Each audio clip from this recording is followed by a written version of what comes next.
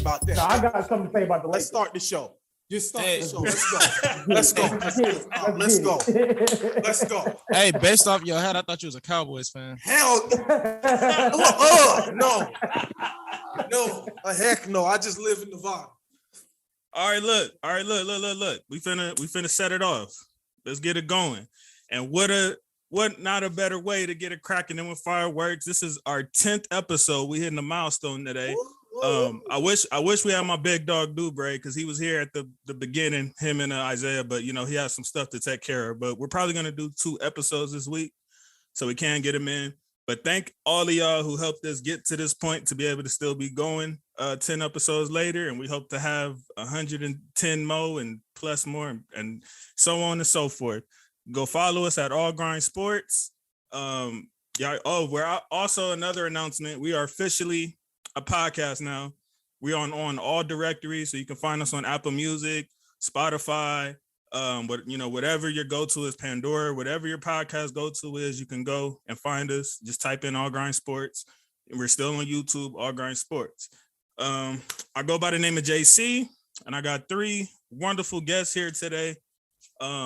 It's actually 4 guests. We got 1 bum in the back of Isaiah, and then we got three of my real good close guys, man. My guy is Anthony here as usual. Appreciate you being here. My dog EJ Flex in the building, and my other young guy. You know what I'm saying? I got a bone to pick with him today, but it's still my brother. My boy Tyrell Jackson. You know what I'm saying? He's back. I was right the whole time. And before we get into the bullshit, I want to say rest in peace to Dwayne Haskins. Mm-hmm. I know that cut caught all of us off guard the other day, and I really didn't remember too much about him other than when he was on Washington, and I remember he was when he was coming up. You know what I'm saying? I know he was having some problems over there or whatever, but after that, I really didn't follow too much. But it's just sad nonetheless, man, that he was so young and taken away so swiftly and so senselessly, it feels like. If y'all got any words on that, y'all can. It's just really unfortunate situation. Prayers to his family and friends. He was that guy at Ohio State. You know what I'm saying? Didn't really appreciate people bringing up his professional play during that time. You know what? I thought about that. This guy was killing Schefter on the last episode, and it's crazy, man. I'm on his side now. Yeah, I'm 100% on his side now. I cannot believe, not only did he say that, but then tried to stand on it and not apologize until he got on his podcast. I told you. It was real disgusting because it's like this man lost his life. You think his family or whoever whoever cares about him is concerned, friends, all that stuff, bro. Right. They would give up all the millions of dollars that he made playing NFL or whatever just to have him. Right? Yeah, they don't care about that stuff. They don't care about that stuff. So why are you bringing this up? This young man lost his life in a very unfortunate situation. In the most unusual circumstances too. Right. Really so there was no need to bring it up. That's all I'm gonna say about it. Right.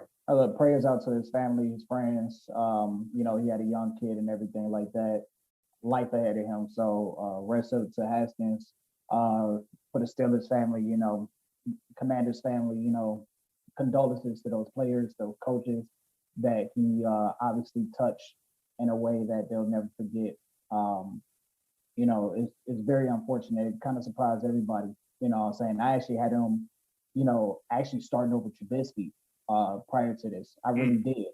I thought he was going to get a second chance, but hey, it's very unfortunate. And, my condolences out to them and everything like that.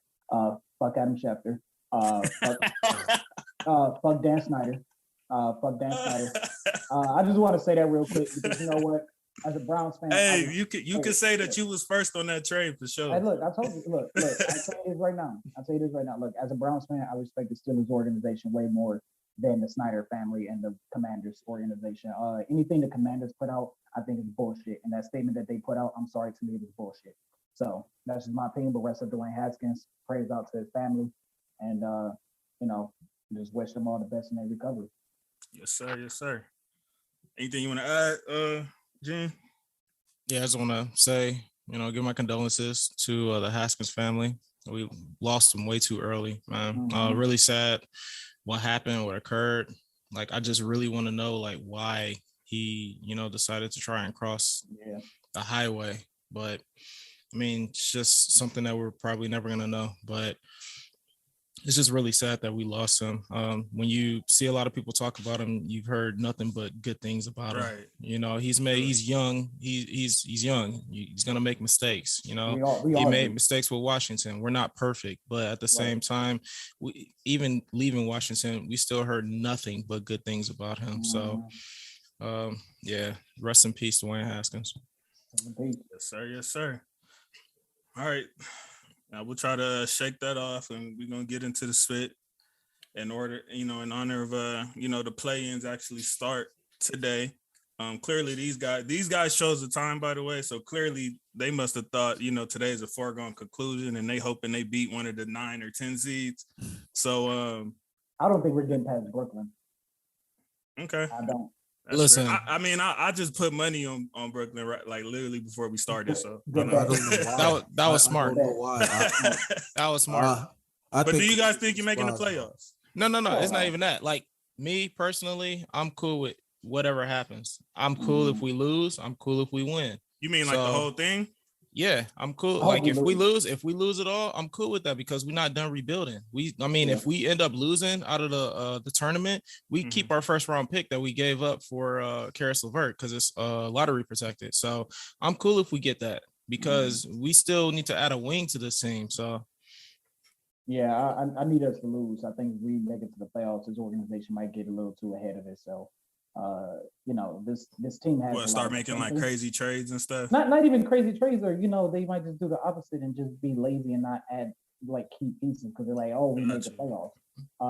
This team did way better than any of us expected. I expected 30 wins out of this team, maybe 10 seed at best. But the fact that this team won a winning season, they absolutely played the best basketball they could play, and the pieces are starting to come in together.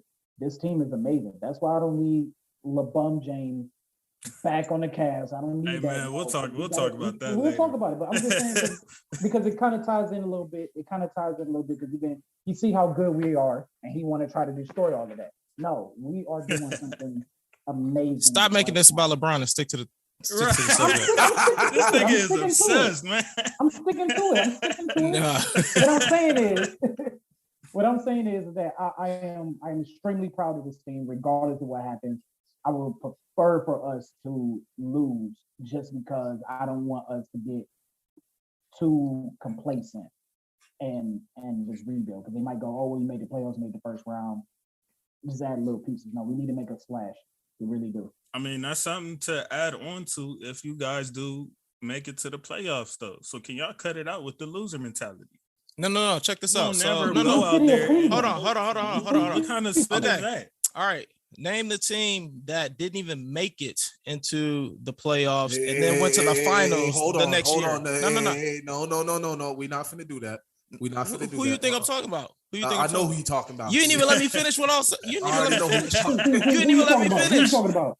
You didn't even let me. Said he coming in like Birdman today. No. No, I said name the team that did not make the playoffs but went to the finals the following year. Who? Wasn't that y'all? No. Can y'all do that? No. Yeah, we did do that. We did. It was the Suns. Yeah, y'all did that too, though. We did that too. Well, I'm talking about. Listen, I'm talking about recently. I'm talking about recently. The Suns. That don't really. Wait, hold on. If you no, don't do that. Don't do that. Bubble. How did they look in the bubble? That's what I was about to say. Y'all trying to not count the bubble, but you want to count what happened during that time? So does it count or not? No, it don't count. I ain't talking to you. I'm talking to Josh. It's the whole offseason between. Get out of here, Eeyore. I'm saying they went and got Chris Paul, but they was already like riding the momentum. So I wasn't one of the people who said it didn't count though. So that's not the question to ask me. No, I'm just saying in general. That's only we don't necessarily only Laker haters and LeBron haters. Listen, we don't have to go to the playoffs. We don't have to go to the playoffs. If you make a good enough move and your team is good enough, you're gonna go to the finals. That gives them the confidence. Like, okay, like that's something to build off of. Nobody expected y'all to make playoffs. Y'all already overachieved doing this. Listen, the Atlanta Hawks made it to the Eastern Conference Finals. All right, the Eastern Conference Finals. The Boston Celtics made it to the Eastern Conference Finals with a young team. Like, you don't need no confidence. Like, if you got a good squad with good chemistry, guys that play really good together, you got stars, superstars, you're gonna make it to the finals. And that's just what it is. Hey, somebody like Jordan or Kobe would be really disappointed in y'all take right now. I know it's really bad, man. That's what the NBA is today. Hold on. What is Jordan doing as an owner though? Like, come on now. Nothing. Exactly. Come on now. Disappointed with mentality. Who cares what Jordan thinks right now? Well, we talking about the player Jordan. We're not talking about the Charlotte Hornets owner Jordan. I was talking about Chicago. He's an owner right now. I was talking about he's not playing right now, so we do not care what Michael Jordan thinks right now. And Kobe would be absolutely embarrassed and ashamed. But I'm speaking of hold on, Tyrell. What I'm speaking of is when the Chicago Bulls were trying to purposely lose games, their relationship never really recovered from that because they were trying to have this loser mentality of we're trying to tank on purpose or we're going to take you out to win these type of games on purpose. So I don't care nothing about your Jordan. That doesn't take away from the competitor in him, and that's what I'm speaking to. I don't care how much you hate Jordan, whatever people want to say, he's not the GOAT, whatever. You cannot say that man is not like one of the most, if not the most fierce competitor that we've seen in sports. Wait, why don't you like Jordan? Because he's a LeBron stan. No, hold on. I'm not a LeBron stan. Hold on. Time out. I definitely have Jordan as the GOAT, but things starting to overrate this. He has Jordan as the GOAT, but I've never heard him say one thing that put Jordan at the GOAT. He makes a bunch of statements and cases for LeBron as the GOAT. But we're not about to have a LeBron does Jordan have debate a case right as now. the GOAT as well. LeBron the what? See, no, come on. I said we're not about to have. Hold on. We're not finna act like this. That is so lazy right now. Okay. I got 5 players that's better than LeBron. Jordan is the GOAT, okay? For various reasons. Jordan is the GOAT. Let's talk Clippers in Minnesota. Let's do it. Let's do it. You talking about the real LA team? All right, cool. Let's go. Who y'all got in that game? Minnesota. I got Minnesota. I got Minnesota as well. I got the Clippers because I want to see my cousin when he come into town, D'Anthony Melton. So I got the Clippers taking care of that. You know what I'm saying? And we have been there at the Staples. I just don't see it happening. They got a lot of momentum up there in Minnesota. They improved 23 games from last year. You know what I'm curious to see though? Edwards in the playoffs, and they also healthy. That's what I'm ready to. I'm ready to see what he really talked about. Now it's time to see, And speaking of Minnesota, because I've heard that Monty Williams probably is going to win Coach of the Year, which isn't a bad choice, but I feel like Tyronn Lue.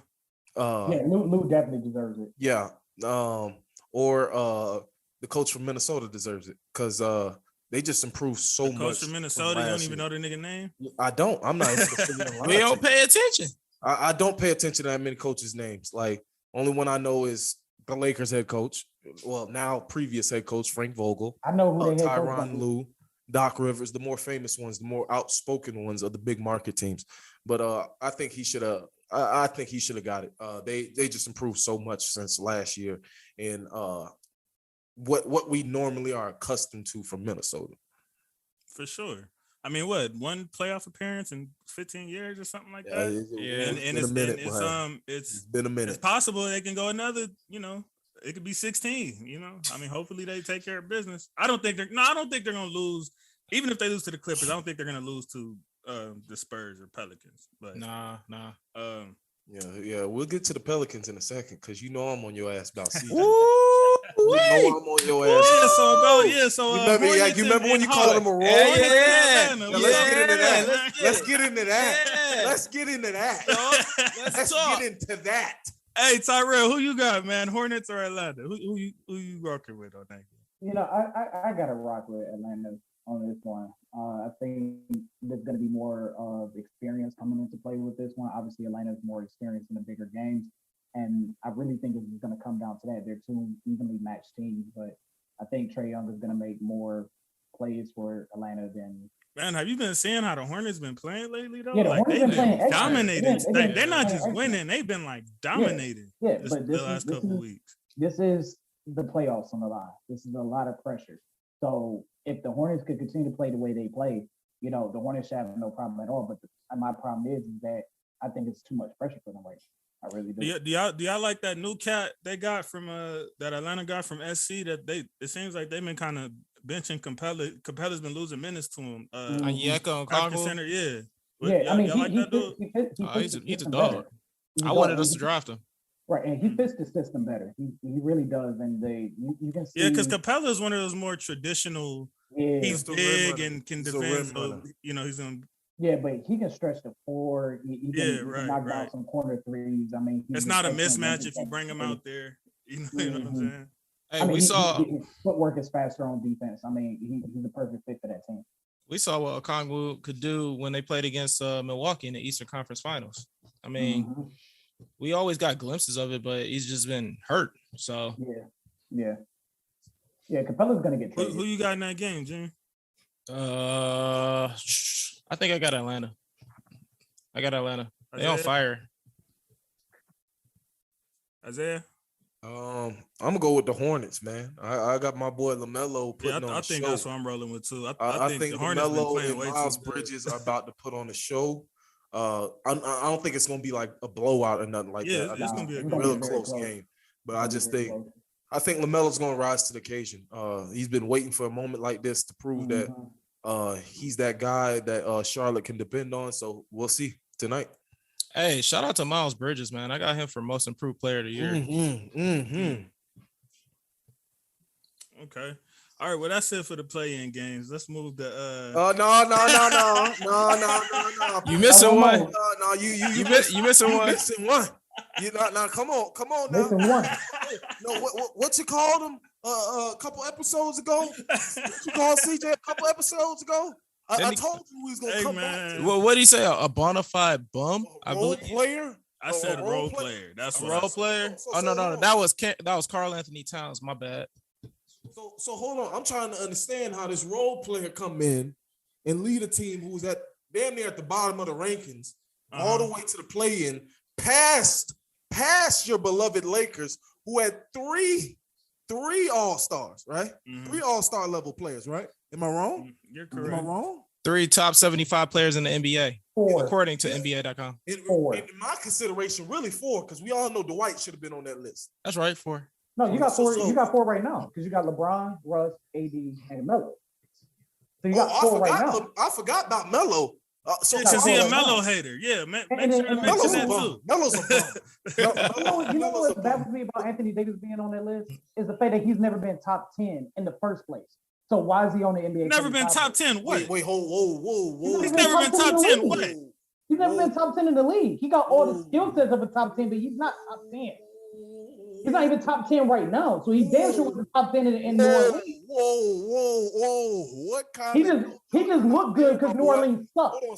So in 2016 and 2017, he went top 10? No. Oh boy, nah. Name me the 10 players who were better in 2016 and 2017. 2016, what? You got, I even put Bron above him. And I'm a Bron hater. Come on. So of course LeBron was above him. But come on. Russ, you got Bron, Steph, KD. Clay was not better than him. No, sir. Clay was on a better team, but he was not better than him. No, sir. Nah. Player. Go check them stats. No, sir. Clay? No. When he was playing 75 games before he became a Disney. Hey, I low-key don't even want to finish this episode right now. Are you Clay? No. Clay was not top 10. Come on, not top 10. Nah, I can't give you that. You can't give me Clay. Especially on the defensive side of the ball. You can't give me Clay in 2016? No, Clay didn't play as well in 2016. So hold on. You talking about Clay has never in his career, and defensive-wise. I'll take the best Clay ever. He has never in his career had a better season than AD. Never in his career. Since AD hit his mark, Clay ain't never been better than him. At no point in time. No, hold on. What are you talking about right now? No. He was one of the best scorers in the league, one of the best rebounders in the league, one of the best defenders in the league. He checked almost every mark.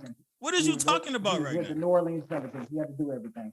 When Davis was, what do you mean? He won a championship after that. What are you talking about? And he was the best. You could argue he was the best player through that ring. Who won the championship? AD won a championship. That is a Mickey Mouse ring. Nobody care about that ring, man. That all right. So look. Since you want to do that, let's take away that ring y'all was gifted when y'all got Draymond suspended on that girl spit, and then Bogut and Iggy got hurt. Let's take y'all spit away too, then. Since you want to put asterisks on spit, let's put an asterisk on that. Let's put an asterisk on that. It would have been over. There wouldn't even been a game 6 and 7. It would have been over. I just have and how many points did Draymond score in game 6? How many did he score in game 7? What that got to do with anything? He scored 32 points. Okay, so what does that have to do with anything? I said it would have been over. It wouldn't even got to that point. And that rim protector got hurt the game he didn't play. I got a question. Because I'm trying to figure out. Hey, Gene, your boy is legitimately crazy, bro. So we gonna act like 28, 12, 2, 2, and 1 ain't top 10? Bro, I'm not even having this discussion. I'm not even having this discussion, bro. Yeah, we're done. I'm not even I'm not even gonna. We're done. Entertain that. That's not even worth that. No, never been top 10. That is pretty wild. That is another kind of hate, bro. That is another kind of hate. JC, hold on. Time out, JC. We gonna sit here and act like you don't hate this man? Yeah, but hold on. That would be like me saying that he's not top 10 right now. That would be equivalent to that. You insinuated that a couple episodes No, I didn't. No, I did not. Yes, you did. I did not. Yes, you did. Eugene asked me a question and I didn't answer directly. But I didn't say out of my mouth that Jokic was not top 10. That's why I said you insinuated. That's why. Okay, but I didn't say it though. He just didn't want to. He just didn't want to admit it. Top 10. He just I've said that he was comfortably top 10 numerous of times before and after that. That's all I needed to hear. So I'm not gonna go that far just to full remedial because I hate on the player, and that's what this guy is doing. I don't hate on AD. I will say you right now. That sounds like bona fide hating right now. I can't even cap, my boy. To say he's never been top 10. You didn't even say right now. I would at least heard you out if you said right now. Right now, you said never. No. This nigga crazy. Wow. Anyway, man. Who y'all got? Who y'all got in the Spurs and Pelicans, man? San Antonio. Oh yeah, we got to figure out a way to finish this split. It's a no-brainer. It's San Antonio, no-brainer. Oh no, it's the Pelicans. I got the Pelicans, man. I got the Pelicans. I got my boy CJ. Let me go back to my point before this guy said that retarded split. Let me go back to my point. So, he threw me off of where I was going. CJ wouldn't even be close to talking to no playoff split if they didn't have this stupid playing segment to begin with that they shouldn't even have. Because you don't deserve to make playoffs. You had a whole hold up. You had a whole 82 games and you're 10, 11 games behind 8 seed. Nigga, you don't deserve to be in the playoffs. You had 82 games to do that. Hold on. So it would that's not even worth like entertaining to me. Number one, games with the Pelicans. Number one, CJ didn't even start the season with the Pelicans. He got traded to the Pelicans. Okay, and what was he doing with Portland? Dude, he was hurt. He was hurt. What was he doing? Was he not hurt? Did he not have a collapsed lung? He missed some games. He missed some games. I want to see you play in the NBA with a collapsed lung. Oh my God. Listen. CJ got traded to the Pelicans and got them into the play-in tournament. All right, because they weren't playing this good. Don't take away Ingram's credit. Hey, Ingram. Ingram was hurt at the beginning of the season, and he came back and he was balling. Right, but so it took Ingram. No. It took Ingram and CJ. But don't discount CJ. So don't discount. I can't say CJ because that's what we're talking about. To me, I don't care, bro. It's a play-in. Like this shouldn't even be a play-in. You're 10 games away from the AC. All right, so wouldn't have been saying that the Lakers made the playoffs. I wouldn't have cared. I didn't even care care if we made it or not. We were trash. We were gonna lose anyway. I didn't care. You wouldn't have been saying I'm so that. glad you said that. What are you talking about? I felt like that last year when we was the 7th seed. I didn't care. All I have to say is since CJ's been a Pelican, he's averaging 24, 5 and 5. We're gonna make this a CJ meat right episode. Fifth on 49 and 39 splits, bro. That's a hell of a role player, man. I wish you had a role player. That is a hell of a role player. I wish I had that role player on the Lakers. That's a hell of a role made the player. playoffs.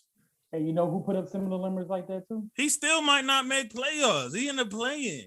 They're giving him a participation You act trophy. like he did not get traded That's to what the the New bubble Orleans Pelicans when they were like 13, 14 seed. Okay, let's not play this. Oh my God. Let's not play this. You're doing the same thing he just did. How? They added a whole thing that hasn't been in place for like 50 years. That's not even close to the The same. Pelicans are 4 games behind HC.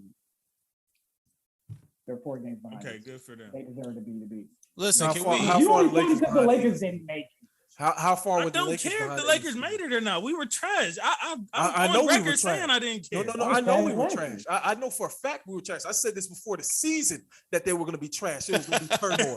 But then nobody want to believe me. Oh no, they got three. They got 3 Hall You of didn't Fame have us. You players. didn't have us not making playoffs though. Stop it. I did have. I did. I'm not making playoffs. I mean, did. y'all are It's Cleveland possible. fans. Of I course. said damn Y'all well it's bitter. possible. I'm talking about this guy. I ain't bitter. I said I'm realistic. You know what? Right. You know what? I really didn't. I very well thought at least these bums could make 8th or 7th seed. But what did I get? Like last Disappointed. year. Disappointed. Oh, nah, It was disgusting. And It was it's disgusting. They gave it's- Frank Vogel a garbage Mhm. roster, then sat up there and blamed him for that garbage roster. Yeah, that Blame that Russ. Blame disgusted. Russ. Who don't That want to play no disgusted me. defense. Yeah. They could've- Vogel didn't pick his own coaching staff either, right? I that, just right? don't understand. I just don't understand why they switched it up so Mhm. much after winning the championship. I don't understand. Because I'm gonna tell you why. It's one number. The LeBron effect, dog. Thank you. No. The only reason no. why LeBron got that effect on the Lakers That's- is because of we Phil went through Martin. I that don't even shit. think he We had went as through much that power shit. as y'all. No. Yes, he I think does. that's what pissed him Nah, off. no. Yes, Because no. remember, they just No. reported he wanted John Wall at the All-Star deadline, and that's why he started having a rip. That's- John Wall wouldn't have Lincoln. helped. John Wall would not have That's helped. why- I don't know. that's why- I agree with you. No, I didn't want that's John Wall. I why- said he's a worse Right. version of Westbrook, That's but why he LeBron wanted is that gonna because he do it. thought that would have been some type of spark or something to help the team. And that's why LeBron has wanted Pelinka fired ever since then because You- he didn't trade. You want to know why? You want to know why Pelinka y'all gotta didn't get John 22, Wall? 8 and 8. Pelinka didn't- should have been fired. Y'all didn't get John Wall What Pelinka do? because he listened to LeBron and got Westbrook. That's why y'all Right. didn't get John No, Wall. this was at the. And guess well, what? Westbrook, this was at the but look, All-Star Westbrook break. wasn't a problem after the All-Star break. Westbrook wasn't a Yeah, problem. this after is the this is All-Star break. when that Yes, was he when was. they wanted Yes, to he do No, he that. wasn't. Bron He wanted was- Westbrook at first. 22, 8 and 8, Mhm. shooting 53% from the field since the All-Star break. That's what So- Westbrook's numbers And then we 22, tried to 8 and go 8. back. Hey, and then we Let's see, tried hold to on, double time back out, and go time get out, Buddy time out, Hill. Time out. They Hold didn't on, even want to hold give on, him hold to on. us no Hold on. Nah, we not finna act here, sit up here and act like Westbrook wasn't playing flat out garbage defense. Okay. Well, he and been what does playing LeBron flat out do? garbage defense. And What are you does talking LeBron about? do? When did he play good defense? And what does He LeBron been do? playing that, so that's not They nothing we both didn't know don't play going good into the season. We've been known LeBron was done playing defense after his last stint in Cleveland. He's done playing defense in And Miami. I cannot recall Westbrook playing like Westbrook defense, like even his triple-double, the first triple-double season, his he hasn't defense was played trash. He defense never for really 7 had. I always felt I didn't know what people were talking about when they said his defense was so much better than Steph's. I was like, Like, no. what am I missing? No, his look at early the plus years minus. when they first made the finals in It 2012, was okay. It was okay. He was a much more tenacious defender. He was actually He was sitting down and scrappy. He was kind of like Beverly. Like he was scrappy. he was he knew better where to than be, when to Really, be at this Beverly- time, and brought a lot of energy and all of that. Mhm. He was like that, but he was never like a good like on ball type of guy. Like ever. He was way better. And he than wasn't that. even great off the ball, like to where he even gambles with steals and all that. Like Iverson and them did. Like he wasn't Yeah. even great at that. Yeah. Yeah, I think your recency bias is hating right now because Hey, I in guess. 2012 he was playing pretty strapped. He was. I said it was okay. I mean, what you want me It to was say? He was above playing elite okay. defense in 2012. He wasn't. Okay, JC. Russ before he JC. messed up his knee, before Beverly messed up his knee, Russ used to play that crazy defense. And then once Beverly messed up his knee, Russ ain't been the same on defense. It's kind of like the same thing that's happening to Clay right now. Like Clay is never going to be the same on defense. Oh no, like no. Well, yeah, but that's due to an Achilles injury. That's Clay different. might get traded. I'm calling this right now. I'm predicting it. Clay is going to get traded in the offseason. Oh, you're crazy. You're crazy. And the only reason why I'm saying that is because Golden State is all about defense, and Clay has been a liability on defense since he got back. Nah. I take that. Yeah, I don't know I what take this that. Nah. No. I'm just saying, like, don't be. I said it's a prediction. I ain't saying it's a guarantee. I'm saying it's a prediction. They might explore it. Don't be surprised if some trade rumors come out about Clay. Don't be surprised. Man, you know what Clay has shown me since he came back? That I've always wondered if he was capable of being like, 20 PPG type of guy without like a, super team around him and all of that, or having somebody like Steph to take away their attention. He's shown me that even if you put him by himself, he's still gonna go out there and do what he do regardless. That's what I've seen from him since Steph is going out. Like he's for sure a 20 PPG type of guy with his own team. But look what Wiggins did this year too. Look what Wiggins did this year. Wiggins balled. Wiggins was up and down. He had his moments. Yeah, he Wiggins. He shouldn't have been an all-star. I'll say that. He was typical Wiggins. That's what he was. That's a great role player. That's like CJ type. He's in there like that CJ real. That's what Wiggins is at. Wiggins and CJ. That's the debate. Nah, you reaching? Nah, no, you reaching? Negro, no. You reaching? You reaching? No. We're not buying that. All right, is there any 9 or 10 seed that y'all see making the playoffs this year? 9 or 10 seed? Not who y'all hope, because I know they meet riding CJ, but who do y'all actually think is going to make the playoffs? I think the Spurs got a shot. The Spurs. And it's just strictly off of coaching. Like, that's just being honest. It's just strictly off of coaching. Like, you cannot doubt Popovich in these moments. You really can't. And that's why I think if anybody got a legit shot at 9 or 10, it's going to be San Antonio. In the West, I got Minnesota. I see them making the playoffs. Minnesota's a 7 seed, sir. I said the 9 or 10 seed. Oh, my bad. No, I got the Pelicans. Yeah, I got the Pelicans. I don't think the Pelicans get past the Spurs. I think the Pelicans do. Wiggins is playing good basketball. Wiggins. Oh, yeah, you said it right. He said it right, Wiggins. DJ McCollum. Wiggins. No, you said it right. DJ McCollum. What he subconsciously wanted to say. They got that kid, what's his name, who likes to sit back and run behind him and steal the ball. What is that guy's name? Little SA dude. Yeah, you know who I'm talking his about. name. Yeah, Jose something. He'll run to the 3-point line and come run back. It's Jose something. I forgot his name too. They got a lot of scrappy guys on their team. So if I think you been getting caught though, because Bleacher Report been snitching on them. Like exactly. Because they keep showing all the highlights. But I think they could make a run at the playoffs. But do I think they will? Probably not. I think that the Clippers in Minnesota will be playing in the playoffs. So y'all agree that there shouldn't be no damn play in there? No. I know. I love more basketball. I love it. Yep. It's more basketball. Exactly. What do you mean more basketball? We just would have been starting the playoffs earlier. That's it. Yeah. The playoffs, they didn't wait a whole week to start playoffs once the season was over. They give them like 1 or 2 days and then you get to business. I don't understand why you don't like it so much. We get to see 4 teams compete to try and get into the playoffs. Because it's a participation trophy. It's not a participation trophy. You don't deserve playoffs if you couldn't get it done in 82 games. Listen. Hey, look. Based off the old format. No. Based off the old format, the Cavs will be in the playoffs right now. All right. So look, the players all voted and said we want to do a bubble. We don't want to just end the season. After LeBron, they all asked for that split.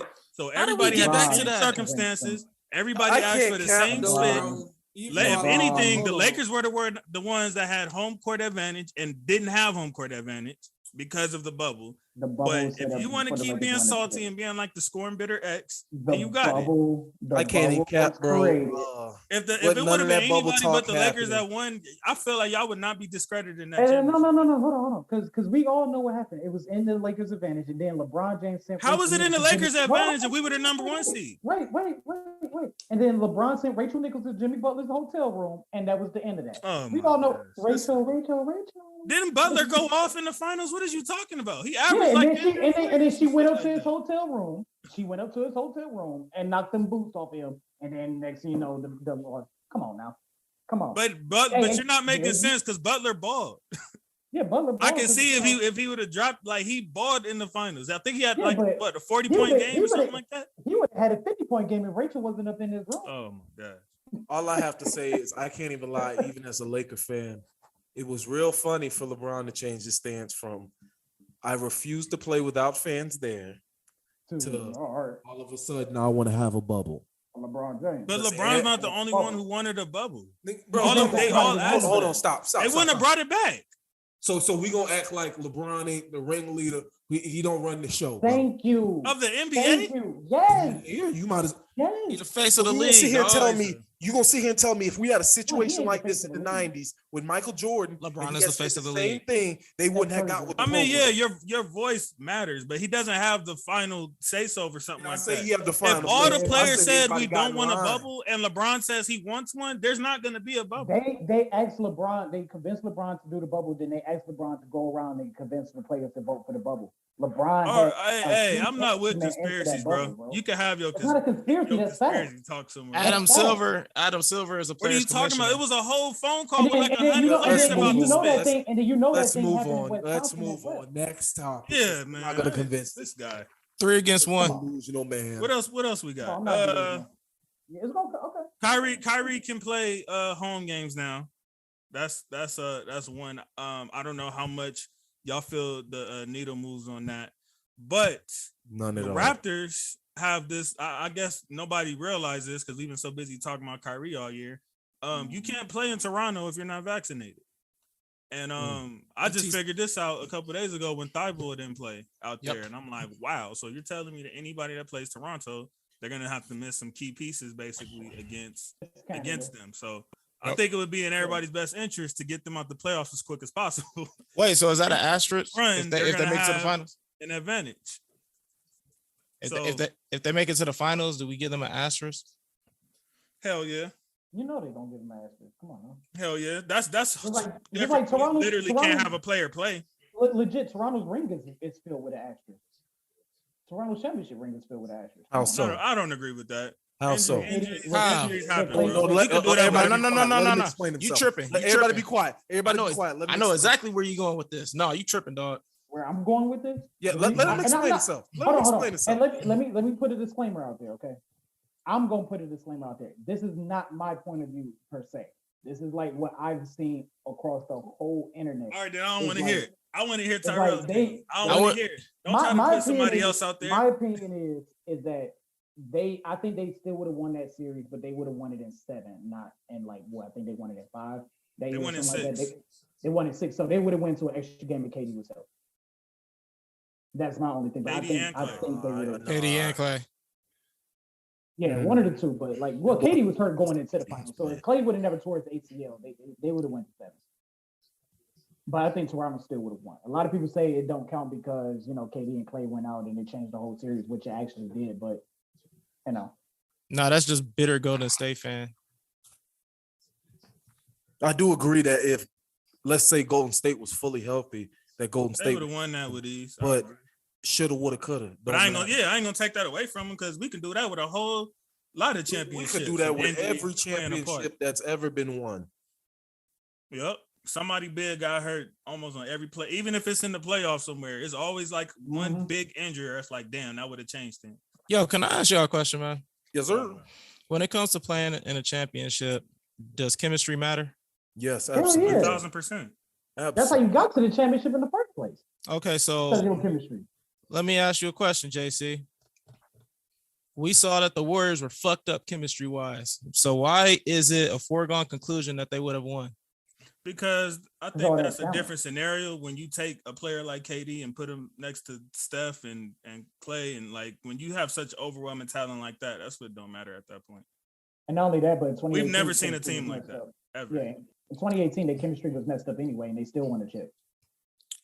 2018. You mean the team that played against the Jordan Clarkson and the J.R. Smiths of the world and the Larry Nance's? Their chemistry was messed up. KD was ready to leave that year. At that time, yeah. He only stayed another year because he thought he can get a three-peat, but he was ready to leave that summer. Yeah, like, the chemistry was messed up. And I mean, and I think KD, you know, as we could see, and I love KD, so I hate to say this, but he is a little mentally weak. So I'm pretty sure all the talks and murmurs that were coming his way throughout that time probably, you know, got him to thinking like, okay, well, like, where can I go to where I can kind of like, you know, shut this shit up. Yeah, you know, kind of shut that talk down of me my championships not counting, or rebuilding my brand of like, like them just literally leaving it. Kind of like what LeBron was dealing with before he went back to Cleveland. Was, you know what I'm saying? Like I still have one more challenge that I need to finish off. And I mean, you're not getting no younger. So, at that point, I think that was something that he was gonna do. Hey, he called up, Kyrie's like one of his best friends. So, they figured something out and decided to No. What? So Kyrie didn't want him on the team. Kyrie didn't want KD on the team? No, Kyrie didn't want. Oh, you talking about Kyrie going with KD? I thought you talking about Kyrie and LeBron. Oh no, I was talking about Kyrie and KD. They were like best friends or whatever, and they orchestrated that. And KD was like, this is like my my breath of fresh air, second chance, and I can build this. Add on to my legacy that people are already trying to take away from me. So yeah. All right, so I'm gonna say this. Yes, the chemistry was fucked up in 2018 with Golden State, but you cannot use that as an example because of who they played in the finals. This was not the same Cavaliers team that they played against. Number two, it is not a foregone conclusion that Golden State still would have won had KD and Clay been healthy. Their chemistry was fucked up, and they were playing against a motivated, very good, very scrappy Toronto team with Kawhi Leonard, who some people think is a star, some people don't think is a star. But what I'm saying is, whether Golden State was healthy or not, they were still going to lose that finals. I mean, you're the same person who thinks Cleveland actually had a chance. I do, because you saw number one. No. You saw a different Cavaliers team. You saw a different Cavaliers team that following year. You saw a different Cavaliers team. That the chemistry in the Cavaliers locker room was fucked up as well. Wow, and just the same. Kyrie was going months without talking to anybody. So if that's the case, why was everybody crying about KD going to Golden State and it being so overwhelming with parity and all of that? If what you're saying is factual, and it actually would have been a fair series and all that, then what was all the backlash about? What was everybody crying about? The same reason why everybody was pissed off that LeBron went to Miami. Parity. Same thing. It's not parity. If you sitting there, if you trying to sit there and join up with your best friend to try and stack the odds. No, I'm saying the lack thereof. That's what I'm saying. That's why they were mad then. That's why they were mad at KD. It's the same exact thing. Yeah. I still think KD's move was worse than LeBron's move. I agree with you. I've always said I think what KD did was what LeBron did on steroids. But here's the thing though. Like, a lot of people forget that Miami had to blow up their whole roster the previous year to even get Bron and Bosh. I mean, Golden State didn't get rid of Bogut and Harrison Barnes. They had got rid of. Like, come on, like they lost a lot of extra. Andrew Bogut was not the same. Bogut was not the same. Bogut and Harrison Barnes, KD. Is that a big loss though? Oh my gosh, I'm giving this. You can say that with whoever Miami got rid of. It's the same thing. No, you got to remember Harrison Barnes. So you're adding LeBron and Bosh, and you're comparing that to whatever Miami got rid of, which is what, Beasley. You're comparing that. Beasley, really? Beasley? You done? Beasley compared to LeBron and Bosh. You done? You finished or you done? Okay, I'm done. Like I said, the only two people who were left over from that team the previous year was Mario Chalmers and Udonis Haslem, compared to Golden State, who still had Iguodala, who still had Clay, who still had Draymond. Who still had Iguodala was the same. You talking about Bogut not the same at that point? That Bogut was hurt and never recovered. He was already old. That's the main. What has Iggy done since then? Exactly. Nigga was a role player, dog. Don't everybody we're talking because y'all like to pick and choose. That's don't even entertain. Ain't nobody picking it. Y'all like to pick and choose with that split. Don't even entertain it. Like, oh, Miami had to get rid of all these right now. They had all these other stars that were on the team, and then they had to start all over again. Like, bro, you got 3 arguably top 10 players in the league that time, and then you can just put whatever role players that can shoot with them, bro. Like, nobody feels sorry for that. No. So you saying that it was worse for LeBron and Chris Bosh to go to Miami compared to Kevin Durant already joining the 73 win team? Hey, Tyrell, let me ask you a question. Did I not just literally say what KD did was LeBron on steroids? He did. I literally just said that, right? Okay, so what are we talking about? What are we arguing? What are we arguing? It's okay. This started with you saying the same reason that people were mad when LeBron went there. I said it was the lack of parity was the reason that people were upset then, and the reason people were upset with KD. You were trying to act like, oh, well, KD went over there to Golden State, but I still think it's possible we would have won or the Raptors would have won. You're acting like there wasn't like a parity disparity between those two. Like Golden State was not losing with that team fully healthy to anybody because it was so. Yes, they were. Yes, they. There were look. There were times in both of those finals, and this is just the Cavs finals when KD joined. There's both of those times in those finals where we was pulling, like we was within 2 points or a point or even had the lead, that KD would just go down the court, buzz a 3, and shut the shit down. And that's the difference between LeBron and Kobe Bryant and Michael Jordan. He's mentally weak. He was afraid to guard KD. Amen. Thank you for saying it.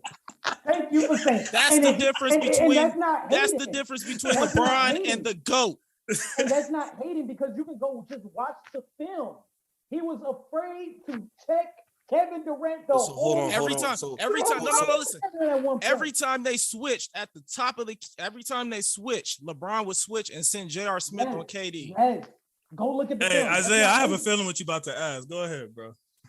So nobody remembers when the Bulls played the Lakers and Scottie Pippen had to guard Magic's old ass. Nobody remembers that? Because there's a difference between there's a difference. He was frying. He was cooking them, sauteing them, frying them. There's a difference between There's a difference between Scottie Pippen and J.R. Smith. I don't give a. Furthermore, hold up. I'll answer that. And furthermore, I ain't even a LeBron fan. Who's a better defender? Y'all think? Hold up. Y'all really think MJ could have did something about what KD was doing?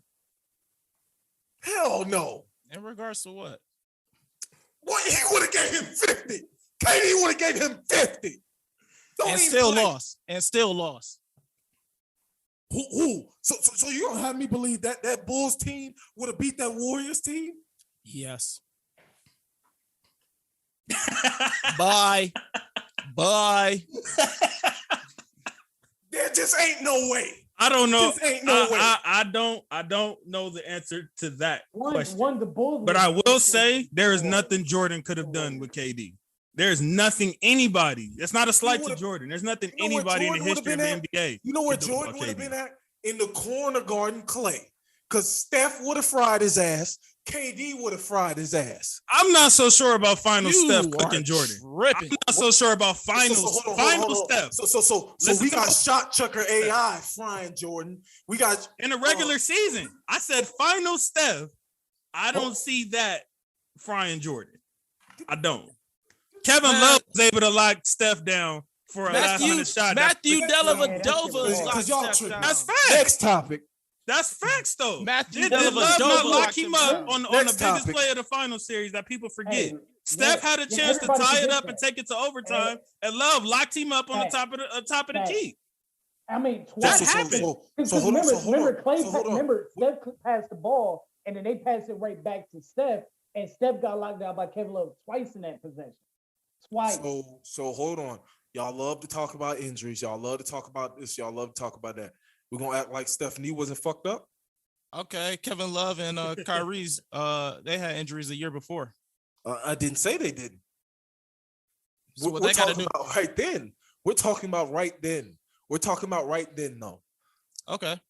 Well, let's talk about the fact that Kevin Love was also injured. There's a reason why he missed a couple games in the the Eastern Conference Finals? Love is always injured. He's injured right now. Yeah. And he still locked him down. Love is always injured. I'm done with this. Jordan's a bum. Next question. Jordan's a bum. How can you say Jordan is the GOAT, but then say he's a bum? Because he's a fucking bum. Because he no. Nah, I think he using my rules. When a player is overrated, he's a bum. Gotcha. I'm with Isaiah on that. So who's overrated? You feel a player is ranked more than what they supposed to be, you could call him a bum. Listen, what player are you talking about? The player behind you for one. Yeah, can you move over to the side so we can all see the bum? Hell no, nah. Stay where you at. There you go. Everybody, stay where the hell you at. If everybody want to see that. I can't wait till he gets back-to-back MVPs. Yeah, all right, let's go there. Who's your MVP? Joel Embiid. I don't want to hear Isaiah. Nikola Jokic, baby. Tyrell, who's your MVP? Gonna be Jokic. Yes, sir. That's what I like to hear. Yes, is that who you think it should be, or that's who you think it's gonna be? It's gonna be Jokic. I think it should be Embiid. Thank you. But it's gonna be Jokic. Hold on.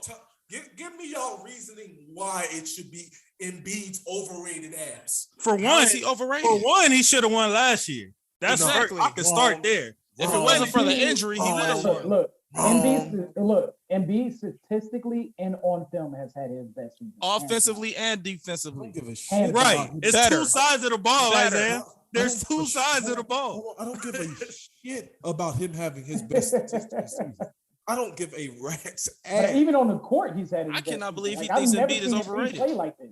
I've never. He don't think that. He just mad because he knows Embiid should be the MVP. But you got the foreign. You know the NBA's trying to expand with the foreign market and all that shit. So they gotta make this guy look greater than he is. Like when they gave Dirk. No, hold on. No. Hold on. I'm gonna tell y'all what JC had to do. And then they gave the Canadian MVP back to back when he shouldn't have got it. You know, the NBA is trying to build on their foreign market right now. So they're gonna rob somebody. No. What you say in the group chat? Embiid is just as good a passer as Jokic. I said that. Hey, I got $100 cash out to you right now. Show me where I said that. Show it. Let's see. Let's see. We need the receipt. Let's see it. ASAP. We need it. Y'all got this. Pull it up. He looking. Hey, in the meantime, what I said was he's looking. I'm gonna tell you what I said. What I said was the disparity between Jokic and Embiid's defense is the same as the disparity between Jokic passing and Embiid's passing. That was what I said. Hey, now while you looking, can you move over to the side so we can all see the bum? Nah, again? Stay where you at, nigga. The hell is you talking about? Stay where the hell you at? Oh my God. So. Oh, okay. That's fair. Embiid's verbatim, right? Verbatim. I got. You gotta show us. You gotta show us. No. You know what? I'll give him JC's right. Okay. I misquoted him, but what he said was Embiid is a good passer. Jokic is a great passer. Embiid is an average passer. What? For a center? For a center? Average. So that's for a center, he averages like 4 or 5 assists a year. How was that average? That ain't normal for centers to average that. Is that the difference maker for you? Because you think Jokic is a better passer? That's all they got. Because he's a better passer than any center in NBA history. That's all they got. Oh, he's a great passer. He does this pass. He's a flashy passer. So he's MVP every year. He's a top 5 player every year. Or no, my bad. Best player in the world. Best player in the world. Name something else that he's better at. Nothing. Besides Not passing. A damn single thing. Nothing. Is y'all finished? Nothing. Thank you, Eugene. Is y'all finished? He's not better at a single thing other than passing. Is y'all finished or is y'all done? I agree with him as far as Embiid being an average passer because he averaged 4.2 assists per game, but he also averages 3.2 turnovers per game as well as average. But is there anything else he's better at though? So we're gonna act like Jokic didn't out rebound him this year? Yes or no? Oh my God. Yes or no? Hold on. Yes or no? Okay, so you're admitting. Okay, hold on. We can do that. So we can do that. We can do that. Come on. Just we can answer do the that. question. We can yes do that. or no. Hey, just answer the question. Yes or no. Wait, who so averaged more rebounds this year? I'm perfectly fine with that. Let's do it. I'm perfectly fine with that. This year? Didn't you just say? Didn't you just say I don't give a damn about Embiid statistics? So why are we throwing rebounds in there? No, I said I don't care about him having his best season. That's what I said. That's what I said. Jokic is 27 and 13. Hey, so, Tyrell, while you looking at it, show me how many times Jokic averaged more rebounds than Embiid. While you looking at that? We talking about this. Since he wants to use this season, let's talk about the rest of his career when they was already calling him better than Embiid. This year, JC, answer the question. Who averaged how many times? Hold on. So Embiid averaged 30 and 11 this year. Mm-hmm. Jokic averaged 27 and 13. So Embiid averaged more points per game, but Jokic averaged more rebounds per game. The season is damn near identical. Now, what about defense? Hold on. Talk defense. Let me finish. Let me finish. I got you on the defense. Let me finish what I done started. Because no, we're not going to do this. So, once again, who averaged more assists? Are you Jokic, right? Hey, so he was responsible for more points, yes or no? Move on. Okay, so since we're doing the statistical thing, how come? No. Who was responsible for more points this year? You talking about stats, right? We gonna focus on stats, right? How come Russell Westbrook didn't win back-to-back MVPs, averaging the triple-double? You're not letting me finish my whole. You're not letting me finish. Okay, hold on. Defense-wise, plus we going off of plus minus. Okay. Defense-wise, hey man, you can miss me with advanced stats. I don't care about none of that shit. Because you're not gonna tell me them niggas is equal defensively. Jokic's not about to tell me them. No, that's not just look. Plus minus is basically saying like this is what you do on defense. You score more points than what you let the person you check and score. Jokic had a better season defensively according to plus minus. Jokic had a 3 that got a plus 394. We did not ask for no plus minus. We said pull up the defensive stats, man. That's defense. Plus minus defense. Hey, did Jokic even average a block this year? No, did Jokic even average a block? Check that. Pull up the stats, man. Oh my God. That's you didn't mention any. You didn't mention any plus minus on offense. Block? You didn't mention any plus minus on offense. Like your plus minus is your defense. It's your why he won't answer the question? Yes, why you not answering the question, man? What's the block? He averaged a block. Yes. So he finally averaged a block after how many? Hold on. So blocks are the only way to tell what defense is, right? Blocks are not the only way to tell. But I'm also not about to sit here and debate with y'all about who's a better defender when I wouldn't have a debate with y'all about who's a better passer between those two. It's not close. It's the same thing. Now, if you want to nitpick and all this number here and this advanced metric is that here, and then we can put that. We can do that with anything. Who was the better leader? Who was the better leader? Jokic. Who was the better leader? How about the player who had to deal with a bunch of BS turmoil because he had a crybaby as his second best player all year, and he was still winning games? Was top 3 in his conference most of the year off that split, and still putting up, like Gene said, his best statistical year by far this year. Nigga, after he just got robbed of MVP last year. You said this shit. Like, I'm about to start this right now. Ben Simmons wasn't even on the court. Ben Simmons wasn't even in the building. So he didn't have a bunch of drama to deal with this year. He didn't have a bunch of drama to deal with this season. Is that what you telling me? The guy who averaged 2 points in a playoff game wouldn't play. What am I gonna do? Get the fuck out of here! Get the hell out of here! You swore up and down. Hold on, you swore up and down that Jokic needed Murray, who averaged 40 points in a playoff series. But what he do? That same shit he been doing. Hey man, damn near triple double as a center, leading every advanced statistic. Who was his next best player, JC? Who? You just said it. Who? You just said it. No, because Jamal Murray been out this whole year. Oh, you talking about this season? Who was his next best player? I mean, I told you what, Aaron Gordon? I don't know. Exactly. He been out for a minute too. A bum. So all the role players on Denver is bums, but Philly got all the great role players or something? Maxie is like the best thing since sliced bread. So you gonna tell me Seth Curry is on Steph level, huh? Oh boy. So we Because gonna that's act what he like had most of the season. you really bullshitting right now. Hey, Bullshitting right Hey, now. JC. What happened? Jokic did not average a block this year. No, Okay, yeah, so but- now y'all capped on top of that. I didn't even double check on that switch. And y'all capped on top of that. He didn't even average a block. Embiid Oh my averaged- bad. So Embiid averaged a block and a half a game. So we don't round up point Like he always does. We don't round up 0.9 now. No. Not when you ain't never averaged a block, you don't. Not when you ain't never averaged a block. Get the He hell said we outta gonna here. round He up. ain't never had a season he Get the hell outta averaged a here. block.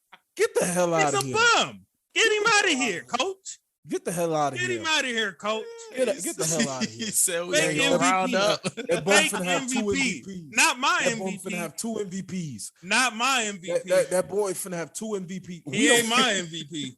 We don't care because what the history Y'all books can have him. Nikola Jokic. That's Y'all what can have Jokic. Oh, Y'all can have man. Nash. Y'all can have Dirk. Y'all can have Westbrook. Y'all can have that. So who was supposed to win that year Westbrook won? Who? Yeah, I think I was said saying Harden at back-to-back. the time. I think No, I had no. Harden. I No. think Harden was But- what? I think he had like 60 wins that game or something like that. Yeah, And was- but I think he was averaging more points, just as many assists, maybe even more assists. And I think he was only like 2 rebounds under Westbrook. He was damn near averaging triple double too. So who People was supposed to forget win? that. So who was supposed to win those years that Nash won?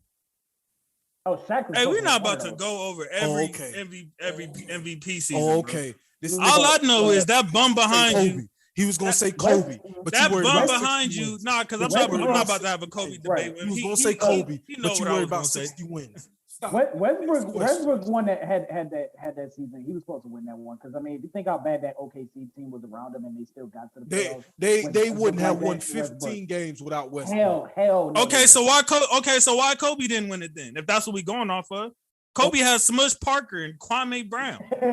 Okay. Why we not going off that for him then? Hold on. Your point that Harden should have won is because he won 60 games. I'm saying they should be consistent. If you didn't give it to Kobe back at that time, then Westbrook shouldn't have got it at that time. Be consistent. Okay, That's so- all I'm asking. Okay, so let me. If they would have gave it to Harden, I still would have said he got robbed. But at least they was consistent. I think before that, in the last 30 years, only one I don't care player about this. outside of the 3 seed got MVP. I don't care about Only this. one player had done that. You can't shit on Kwame though. Kobe loved Kwame. So let's get some respect. Oh yeah, for Kwame. yeah. My bad. I ain't trying to get mama's cooking. No, I ain't trying to get no mama's cooking either. I forgot all about that. No, but if you listen to Kobe talk about Kwame, man, he got nothing but great things to say about Kwame. And I'm just talking about the game, man. I'm not talking about his personality. Shit, but Kobe fuck with you based off of your game and how hard you. I'm saying Kwame Brown versus Amari Stoudemire. Oh, obviously Amari. That's what I'm saying. Okay, that's what I'm saying. All right, so Westbrook. Westbrook. Monkey's ass to put Kwame over. I'm talking Smush Parker versus Joe Johnson. Smush Parker, Jesus. Like, come on, man. That All motherfucker was a bum. All right, now Westbrook won the MVP. He averaged 31, 10, and 10. The following year, he averaged 25, 10, and 10. Mm-hmm. James Harden ended up winning the MVP the following year. He averaged 30, 5, and 8. Why did Westbrook not win the MVP the following year if statistics matter so much? ESPN. That's why. Back to back. What you mean? You are Back-to-back ESPN. You triple-doubles. just brought up advanced stats. You are Hold on. ESPN. That's what you Plus talking minus about. not advanced stats. Plus minus not advanced. Anything stats. that's not on the box. That's is an advanced advanced the stat. plus, the That's an plus advanced minus stat. pops up. Plus No, it minus don't. pops No, up it in the don't. At the end, box when you watch NBA game time, you don't see spit about no plus minus on there. Stop capping, bro. Plus minus is stat sheet, advanced though. stat. No, It's it's on the not, stat but all sheet. right. It's on the stat sheet, bro. Plus minus was not- Everything's no, on no, the no. stat sheet. Look, plus minus it is. Yeah, was plus- not bro, there. look, Plus minus was not there until y'all were look. born. All right. No, bro, look, it's on the stat sheet. That's a stat from the last Lakers game. That's on the Listen. stat, bro. I want you to pull that up. I want you plus I minus. sent you the screenshot. Plus minus was not there in the early 2000s. Hey, I want to see what wasn't. Tony Snell's plus minus was the other day when he had like 0 in every category but played like 30 minutes. As a matter of fact, I bet you that spit is good. Pull up Austin Reeves plus minus when he just got that triple double. Pull it up.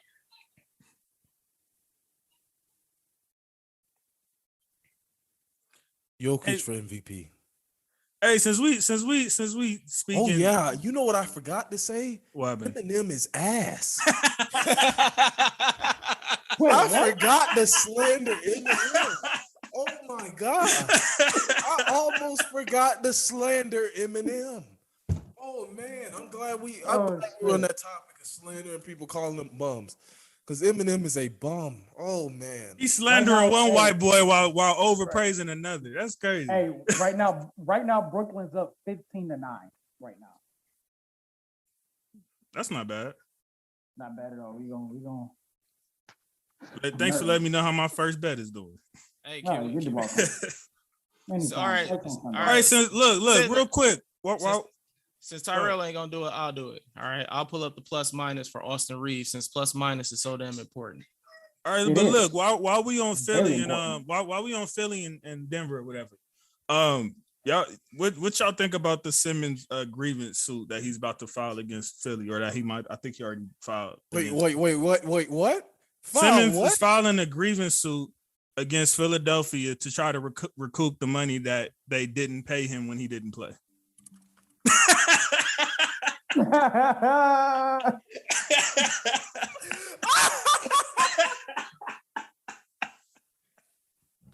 Yeah, that's what's going on.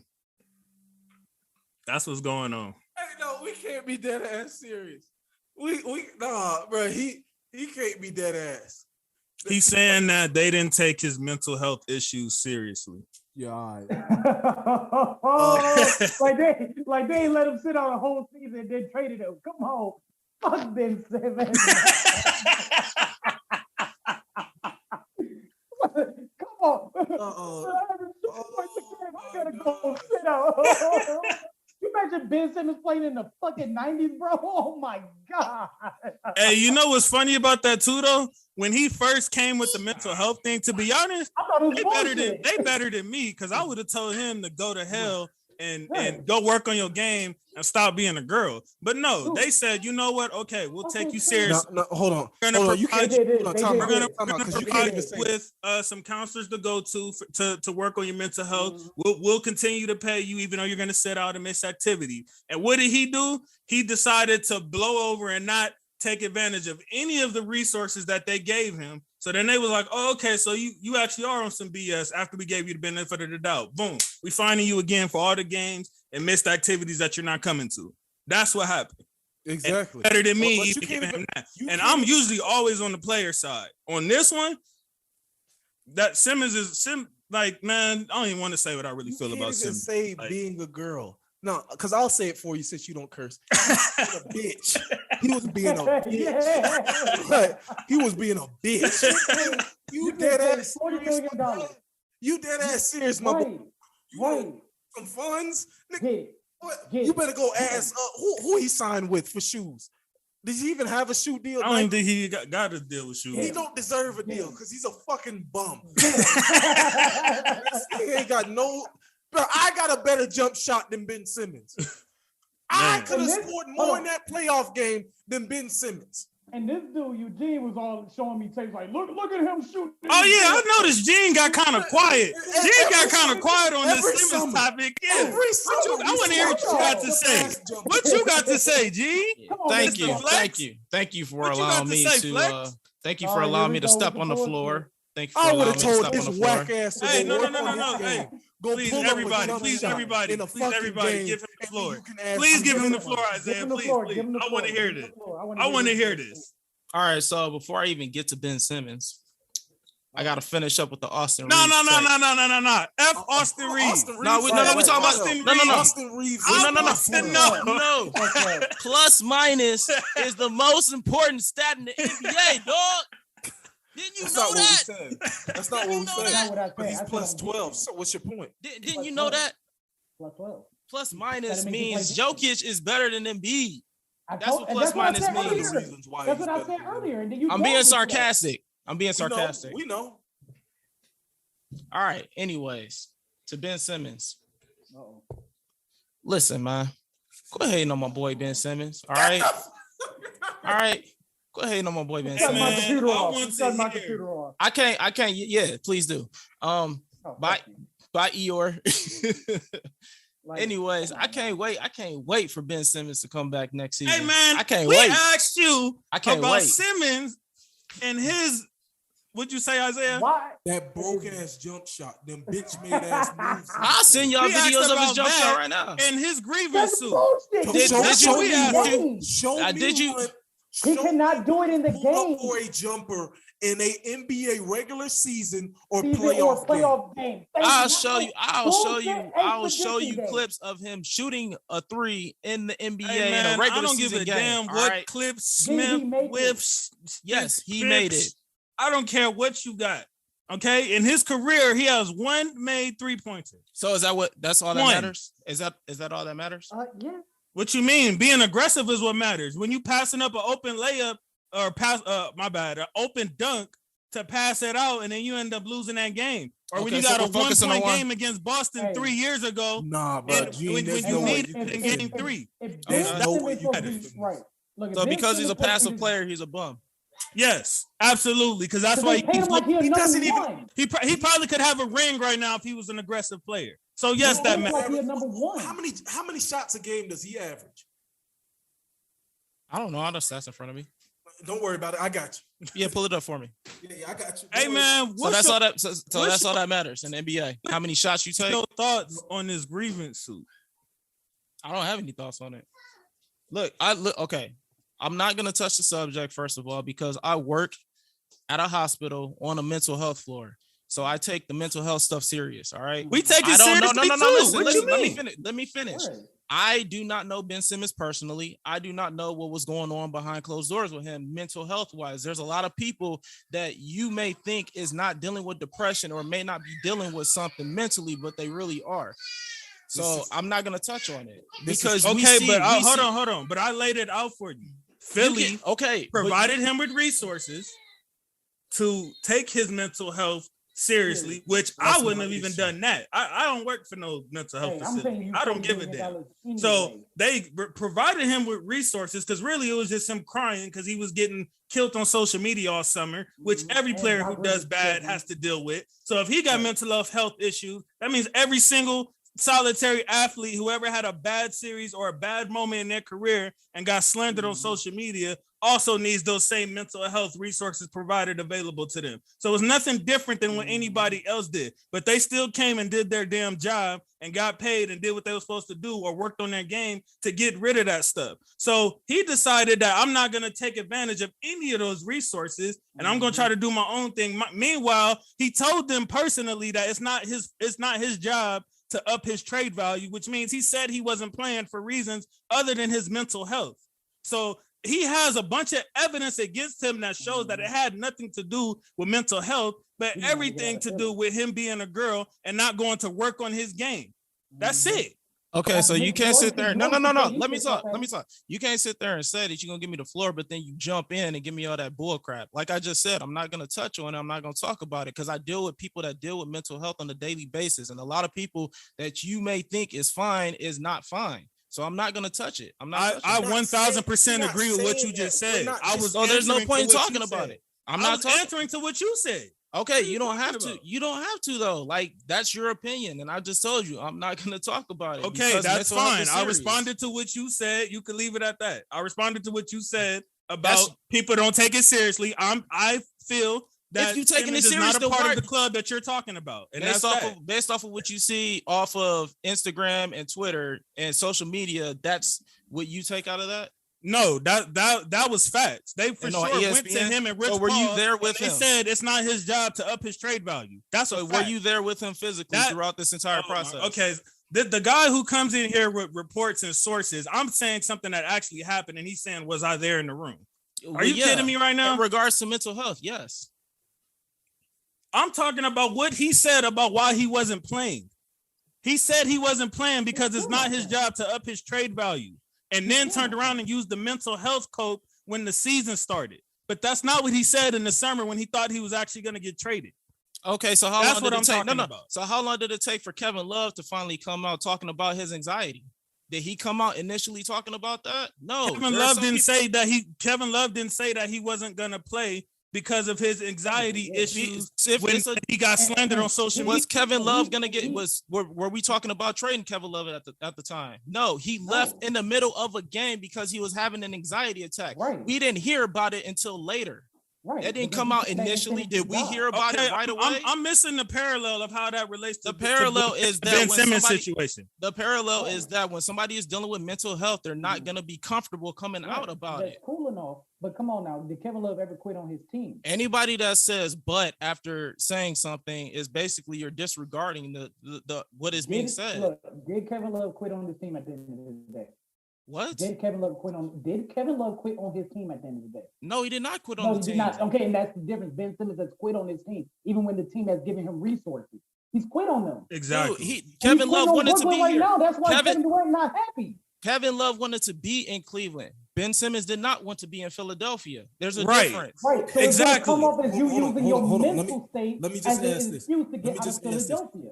So why didn't he just utilize the resources? He would have still been paid. Nobody's asking him to play. They were just giving him resources. They said all you have to do is get a psychiatrist, go to a mental health group of some sort. Get the help that we're providing for you, and we'll still pay you. And report it. They not saying that you have to come out and say, "Hey, I'm dealing with depression. Hey, I'm dealing with anxiety." Nobody's asking him to come out to the forefront. Nobody's asking him of that. But at the very least, you could say, "Okay, here's my psychiatrist's number. This is who I go see on a weekly basis about my mental health," and they would have paid him.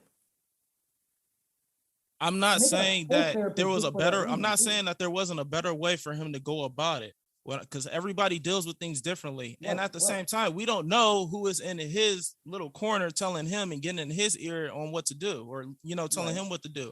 Everybody deals with things differently, but at the same time, what I'm saying is mental health is serious. Now, I agree with you. Nobody on this podcast said different. Can I finish, man? Can I finish? In regards to how he went about things, yes, I agree with you. He went about it the wrong way. But at the same time, we don't know what was going on behind closed doors. We don't know who was in his ear telling him what to do or talking to him or leading him. All right. And back to the whole Kevin Love thing where you were saying, did he quit on his team? No, they were a championship team. They were looking to go back to the finals. No, he did not quit on his team. He did not want to leave Cleveland either at the same time. So you can't use that as a comparison. The parallels is they were both dealing with mental health. Neither one of them came out right away about the mental health stuff because people are not comfortable talking about it. I could tell you that I have a mental health issue. I could tell you that I had a mental health issue and you would not know it. So I'm just saying people deal with things. So to you saying, like, I'm sorry, JC, to cut you off. It comes off like to most people, and this you being a public figure, so it comes with it. But it comes off, especially when you don't play and they're giving you the resources to go get the help that you feel like you should get or need to get, and they're giving you the resources, paying for it, and you're still not taking it. It's coming off as you using your mental issues as an excuse to get out of the city that you no longer want to be in. We're not saying that it's not. And he said that out of his own mouth. On top of that, and he said that. It seems like he's using it, which is if he actually did use his mental skills. I'm not saying that he don't have it, but if he used it as a way to get the hell out of town when they was giving him the resources and giving him the time to go get that help. So sorry, you come up as a piece of shit, dude. I got you. And I tell you, I agree with you. But at the same time, we're talking about professional athletes that are making millions of dollars, that have big egos and that don't give a damn about what we think. My issue is that to say the team didn't take his mental health seriously, and that's why he deserves funds. How can you say they're not taking it seriously if they say, hey, what do we need to do? They did more than I would. They said, what do we need to do to help you? And if you're denying the help, then you're denying everything they offer. Like you said, we don't know how he wanted to deal with the situation at the end of the day. But if you come forth and say, I'm having, let's just say for the sake of the matter, anxiety about going out there and playing. And they say, okay, what can we do to help you? And you say, nothing. Like, there's nothing you can give to me. They say, can we provide a psychiatrist? No. Right. Can we get you into a mental health room? No. Can we just talk? No. No, just trade. And this is a meeting that can you say how can you say we're not taking it serious if they really did try to help? Right. And this is a meeting between Doc, the general manager, team president, team owner. I mean, this is a whole sit down, and they are trying to figure out what they can do as an organization to give him the absolute. And you know they were going to give him the best resources because they saw him as $1 billion organization. This is ridiculous that he's doing it. Like, it's all just coming around to, like, it's all their fault of why I wanted out of Philadelphia. Like, and that's the thing. Like, okay, look, you're mad that, or maybe you got the, maybe you're mad because you're getting slandered. You got the anxiety because you're getting slandered. Maybe you're afraid to go back out there and do it again because you got slandered for that. And you don't only get slandered by the fans, because we all know Philadelphia crowd is tough. They fight their own players out there. But you also got slandered by your head coach on national TV in that press conference. You got absolutely slandered, and to an extent because of how he played, rightfully so, by his head coach, by him not stepping up to the plate. But you're going to the organization, you're going to the team owner, team president, general manager, your head coach, whatever it may be. Hey, I'm having these problems. I'm having anxiety. I'm having this, whatever it was. I'm having these problems, and the team comes forward and is like, "Hey, we got this, that, and the third. Let's do something about it together. Let's work on it together, so we can get you healthy, get you going." Get you in the right and get you on the court. Get you back to the person that get you back on the court and get you back to being the person that you was prior to this. And you sit back and say no. That's like if I come up to JC and be like, "Hey JC, man, I got depression, man. It is what it is." And JC go, "You know what, bro? I'm actually gonna pay it forward. I'm gonna help you out. I got this great person that I think you could talk to. I got this person, this, that, and the third." And I go, nah, I'm cool. I'm good. I just don't want to come to work, bro. So can I ask, but still pay me though. Right. Can I ask you a question though? Yeah, go ahead. All right. I want all of you to think of the worst person, like in your mind, like think of somebody that you used to know or be associated with and want nothing to do with them at all. And I also want you to think about the fact that you cannot trust that person, or you feel in your heart that you do not trust that person, but they're sitting there offering you help. Are you going to accept help from somebody that you do not trust, that you feel like you don't trust? Well, I don't think Philly did anything to him, to be honest. Like, I think but it's all about perception, though. I think Doc, was Doc wrong for making the comment? Yeah. Was Embiid wrong for making the comment? I mean, not necessarily. That's not. They're not wrong. A player called out. But Gene is right. Gene is fairly right on that. You can't sit up here and lie and say that you would take help from somebody you don't trust. Yeah, but it's different when we saw the whole thing play out and know exactly what it is that he was upset about. This is equivalent to, I mean, I guess none of the players or coaches called him out, but this is like equivalent to like imagine LeBron in 2011 after that final series, how he was getting killed for that 8-point game. And then he turns around and just says, like, you know what? Like, I'm good. F it. I'm having mental health issues. I don't want to play basketball no more for you guys because of how I've been getting slandered. And let's say Wade might have said something like, damn, like maybe if he was aggressive that game and got 10 points or something like that. That's what sends you into, oh, I'm having mental health issues and I don't want to play basketball for you anymore. And when they do try to help you out with that situation, because at the end of the day, you still have a job to do.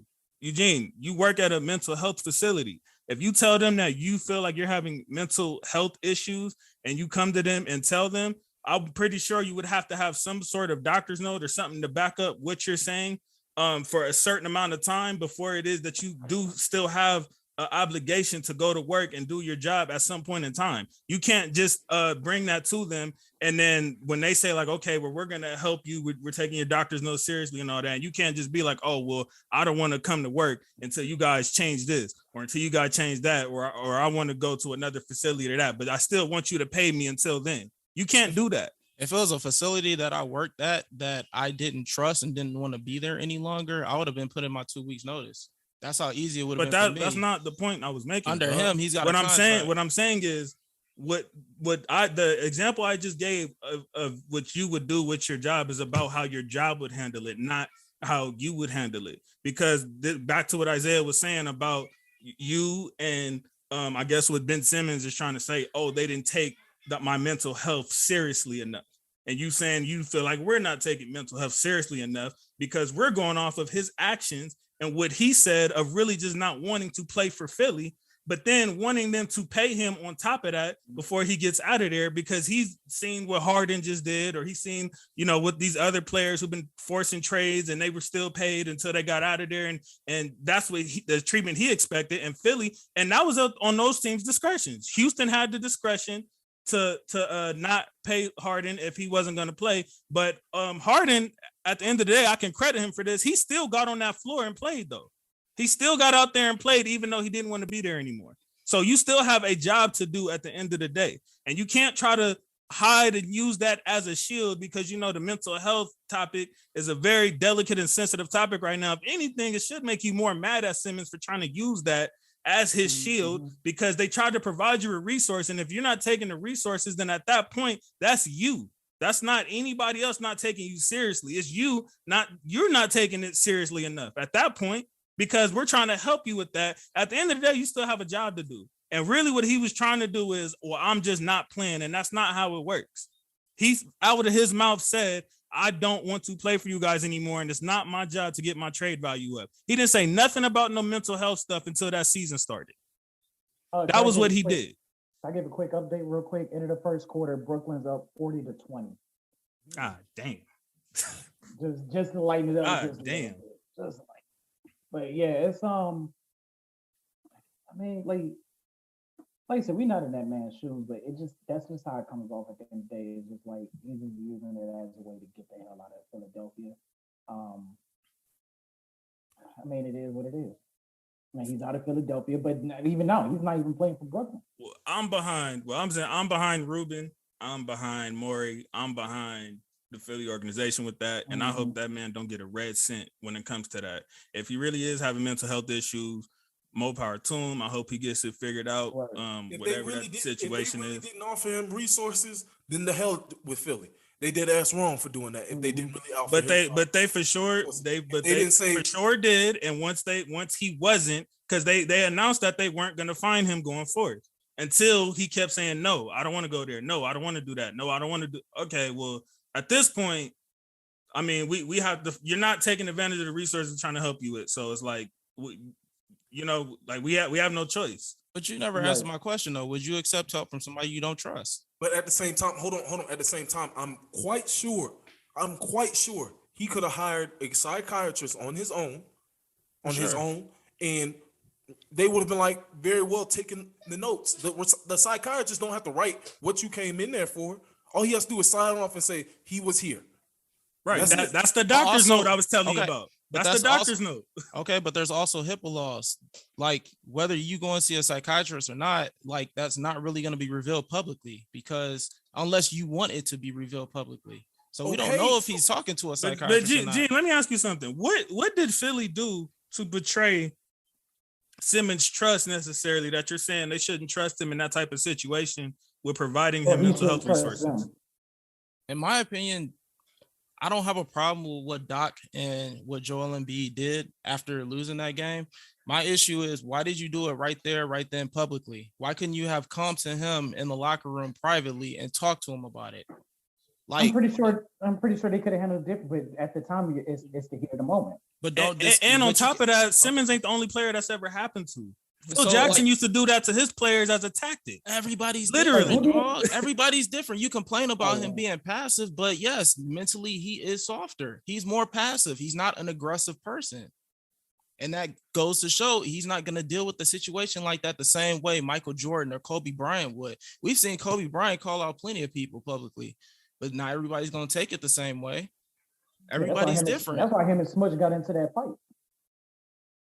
Hell, what's his name? Steve Kerr. Steve Kerr got punched by Michael Jordan. Everybody, everybody takes things different. I'm sure Steve Kerr wasn't the first and only person that Michael Jordan came to that way.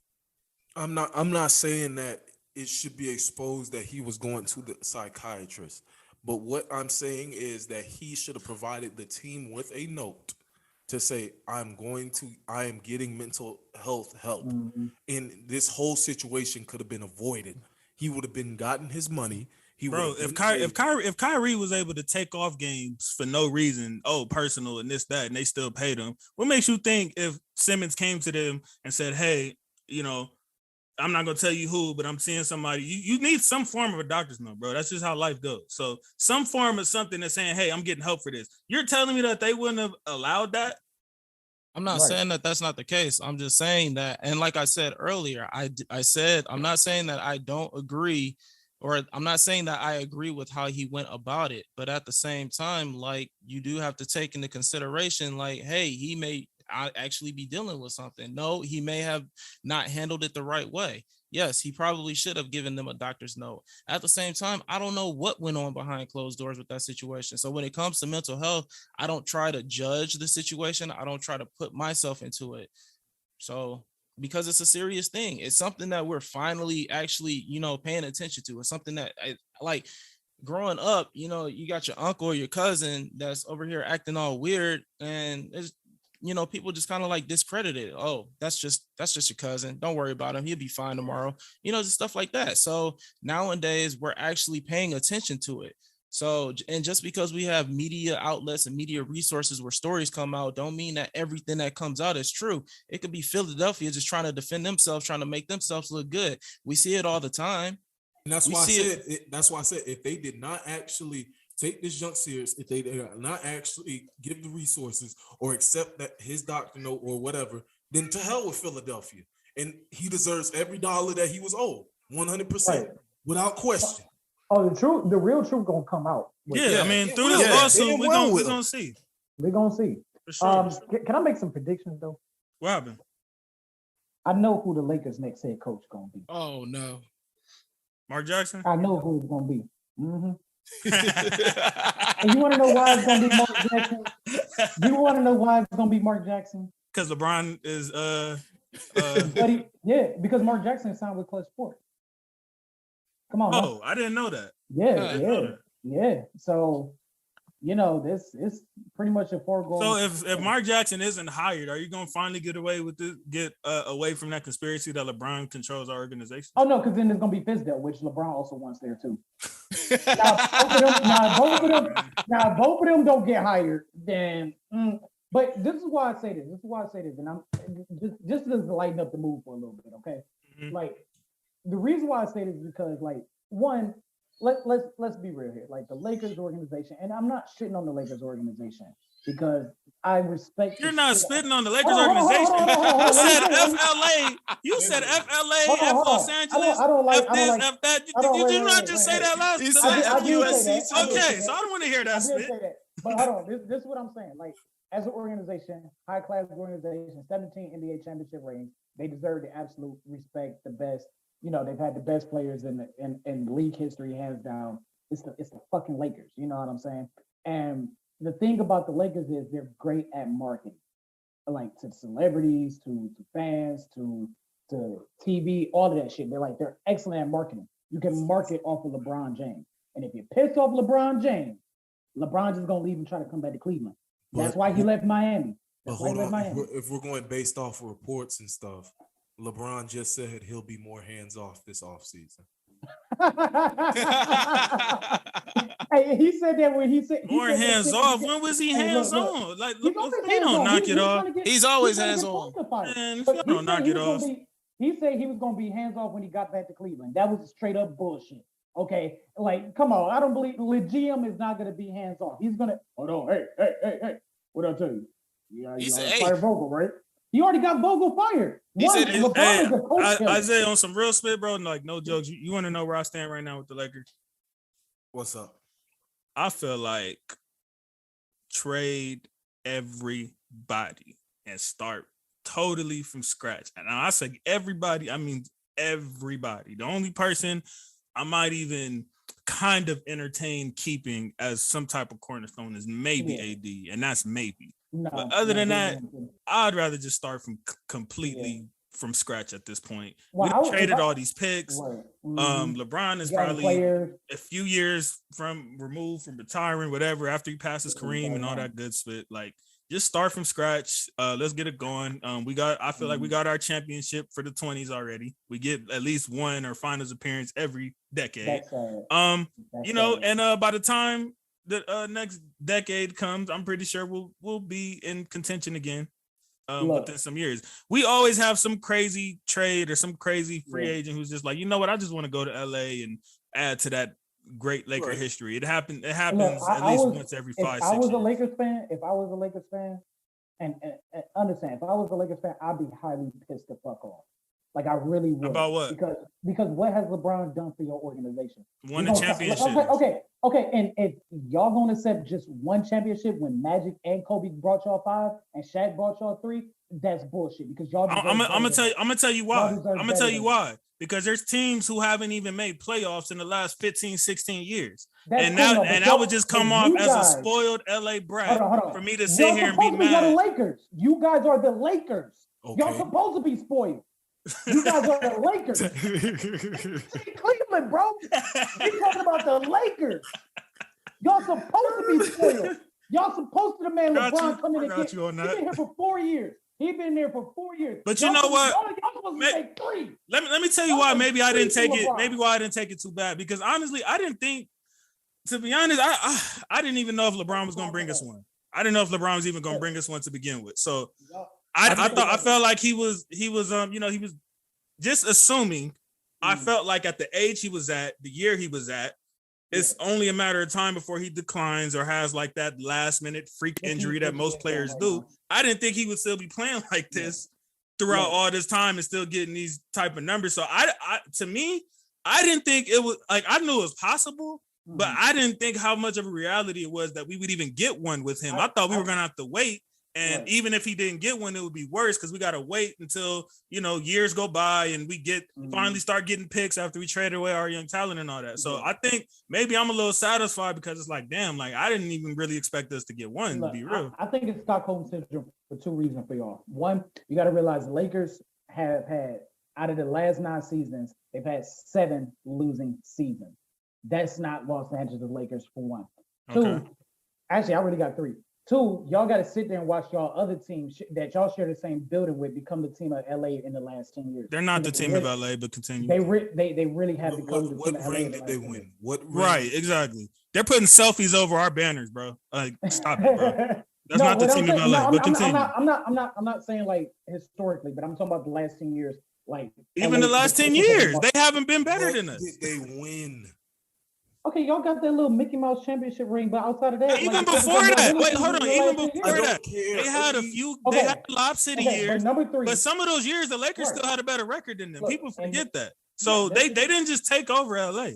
But number 3, y'all 2 biggest mistakes to me that the Lakers have made in the last let's go the last 5 years was drafting Lonzo Ball over Jason Tatum, and y'all signing LeBron James. Is that really?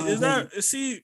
It's easy to do a draft after the draft is over, bro. At the time, Kobe wanted Jason Tatum there. If Tatum at that time was looked at a certain amount, Philly would have never traded that pick to begin with because Fultz was consensusly the number 1 pick at the time. Nobody was thinking about Tatum. Tatum wasn't even supposed to be the 3rd pick. People were saying Josh Jackson over him at the time. So you have to think of this in 2017 real time, not 2022 real time. They asked Kobe.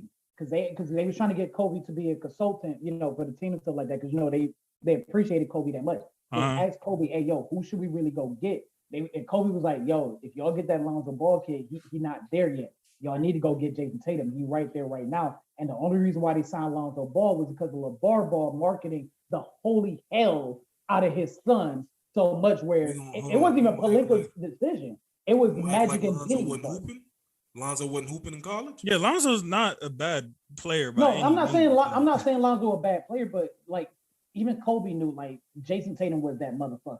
Like, wait, hold on. See, again, let's go back to 2017. Not 2022. Tatum, would he have even broke out that year if Hayward doesn't break his leg or whatever happened that first game of the year? That wasn't the team that was constructed at first. Like they had Kyrie. And Hayward was and Horford, that was supposed to be like the core. Nobody was talking about Jaylen Brown and Tatum like that yet. Right. It was once Hayward got hurt Then they had to implement the young guys, and they happened to break out from that. So who's to say Tatum would have even immediately been able to do what he was doing? That's true. That's true. If he was, you know what I'm saying? If it was another type of situation. I just like to say, I have always said that Jaylen Brown was going to be better than Ben Simmons' bum ass. Jaylen Brown is a dog.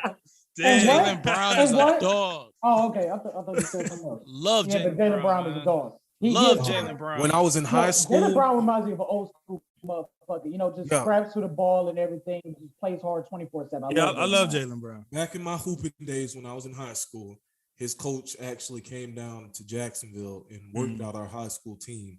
And I was like, damn, this is what this motherfucker be doing? And he was like, he can do it with ease. I was like, oh yeah, this motherfucker, he gonna be top pick. I was like, he gotta be top pick.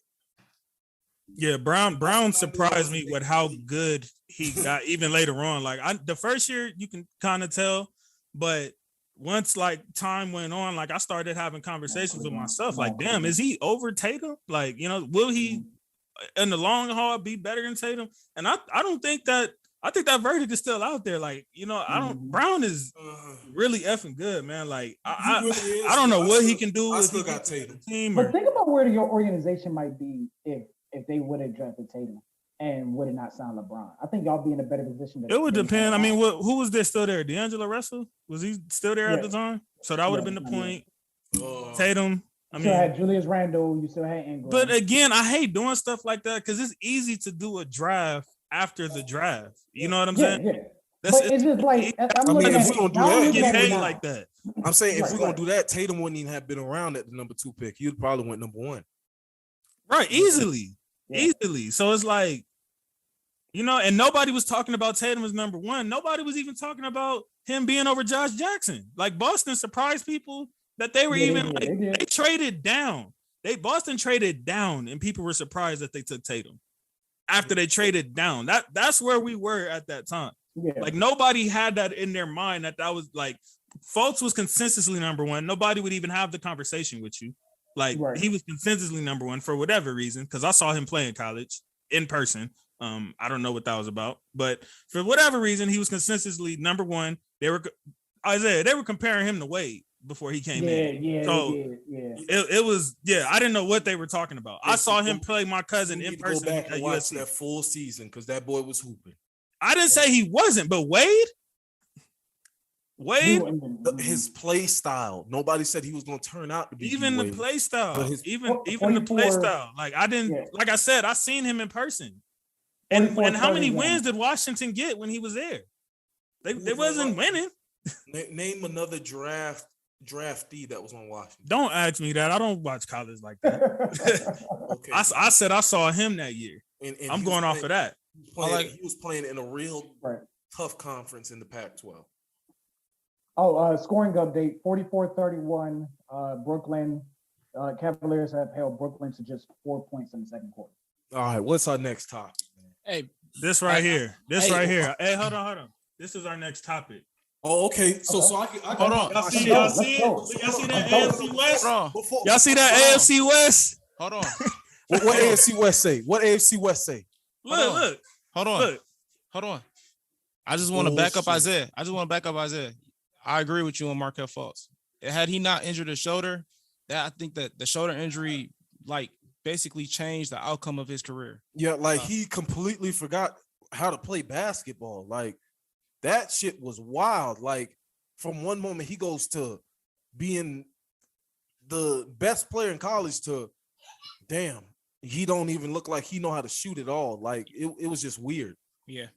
All right, well now we can go on to football. Okay, now Daryl, you came on here with the drunk rant.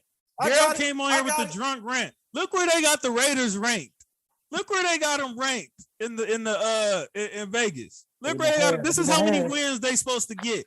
In their hometown. And he said, I don't know about that Broncos stuff. I don't know about that Chargers stuff. Kansas City and Las Vegas Raiders. That's what he kept saying. And this is how many wins they got for y'all. Okay? Isaiah said he came here. He wanted to smoke with the Clevelanders and all of that. So we're going to start it off like this. You too, JC. Don't be yourself. This is how many wins. This is how many wins they projected. Now, I'll also say, look how many wins Tyrell said 9. and look how many they got for the Browns. Didn't I tell you? And he told me. No, hold told on. me I was tripping. You are tripping. You are tripping. Look, that's going based off of the assumption that Deshaun Watson is going to get suspended. Oh, okay, got you. That makes sense. It's the Cleveland Browns. That makes Eeyore. Eugene Stop Eeyore. Lex is absolutely right. He's absolutely right. Put expectations on the Cleveland Browns. Stop it, Eeyore. I've watched this team. I've watched this shitty team for 20 years. Not put expectations on. You didn't have Deshaun Watson, guy. You didn't have Deshaun Watson on your team. I don't care. I do not care. They have to show me it. I do not care. That is like when your wife says she ain't gonna cheat on you no more, and she keep doing it, and you be like, I ain't gonna cheat on you no more. That's your fault for going back. And this motherfucker rocking with this damn team. I ain't expecting shit from the Cleveland Browns today. Start showing me some shit on a consistent basis. He acting like we still got Manziel. Man, ain't he? So y'all finished or y'all done? I've been waiting weeks for this. So according to Tyrell, the Browns got to show him, right? Amen. That's what you just said, right? That's all they got to do is show me. So what the fuck have the Chargers and the Broncos showed you this past year to say that they better than the fucking Raiders? I've been waiting on it. Please explain to me. And then hold on, JC. Hold on, JC. You want to talk about turmoil? Tell me what Derek Carr had to go through to lead that team to the playoffs. Huh? Hey, yo, he lost his coach. Got me there. He lost his wide receiver. He lost everybody. Right. They have no damn. Hold on. They'll I'm let agree that with you on team this to the one. playoffs. All right, Isaiah, I'm agree with you on this. One, Rich Bisciotti should have won Coach of the Year. That team went through all the bullshit they went through with Gruden and what was the dude the wide receiver? Henry Huggs. Henry Ruggs. The goddamn cornerback posting up stuff. For them to go to the playoffs with Derek Carr, with that offense, without and one play away from going to the semis. To the semis. Rashad should have got the job, and he should have got Coach of the Year. I just want to comprehend how y'all could come out y'all's mouths and say the Chargers. I didn't say the Chargers. The Chargers. Okay. Did you say the Broncos? I said that the Raiders would make it to the Super Bowl under their new head coach. You didn't say that for next year. I said that two episodes ago. You did not say that. I said that 2 episodes ago. But he didn't say that for F all that. He did not say that for next season. He said sometime within that tenure, at some point in time, y'all would make the Super Bowl. He was not last week saying the Raiders are Super Bowl ready for next year. That is not what he said. And he for sure did not say that y'all were the best team in that conference or second best team in that conference. I'll tell you what I said. I said that the Browns were going to beat the Raiders to go to the Super Bowl. That's what I said. He did say that. He did say that. I can take that. That's fair. I can take that. But it's not going to happen. That's what I was saying. The Chargers have sat up here year after year. Oh, yeah, they have a better roster than the Raiders. They have a better roster than the Broncos. Hell, they can compete with KC for top of the division. And what happens? They let you down. Whoa. When have they ever had a roster that could compete with the Chiefs in this last few years? So when they had Melvin Ingram, Joey Bosa, both healthy, and they had just drafted Derwin James, they were sitting up here saying that they could compete with the Chiefs. Yes, they were. They saying it right now. Now it makes more sense because they, top to bottom. Look, the Chargers especially now that they traded Tyreek. Hey, look, I don't the Chargers understand. Organization suck donkey dick anyway. They really do. Like they've wasted two Hall of Fame career quarterbacks and got them nothing, and they're gonna waste a potential third one. Like the Chargers can go suck a donkey dick, and Dean Spanos can definitely suck a big donkey. Y'all are putting your trust in a team who, in what was that, like 2010, had the number one offense and the number one defense and still missed the playoffs. You want to know why they missed the playoffs? Because they had the worst special teams that year. Understand that special teams do matter, people. They had we seen that with Green Bay and the Niners game. They won. Packers had like the worst special teams, and the Niners won that game on special teams. A block field goal, a punt. I think a punt touch, return touchdown, and then they made a field goal. But the problem is that people don't pay attention to special teams until it's don't change the subject. Obvious to people. Don't change the subject. The Packers always had a bad special teams. Don't change the subject. I don't give a shit about the Packers. Don't change the subject. We are on the Raiders right now, and then y'all sitting up here, a team that we swept 2 years in a row in the Broncos. To be honest, if you look at that episode, I was more saying the Chargers than the Broncos. D kept bringing up the Broncos. I'd rather you say the Broncos than the Chargers.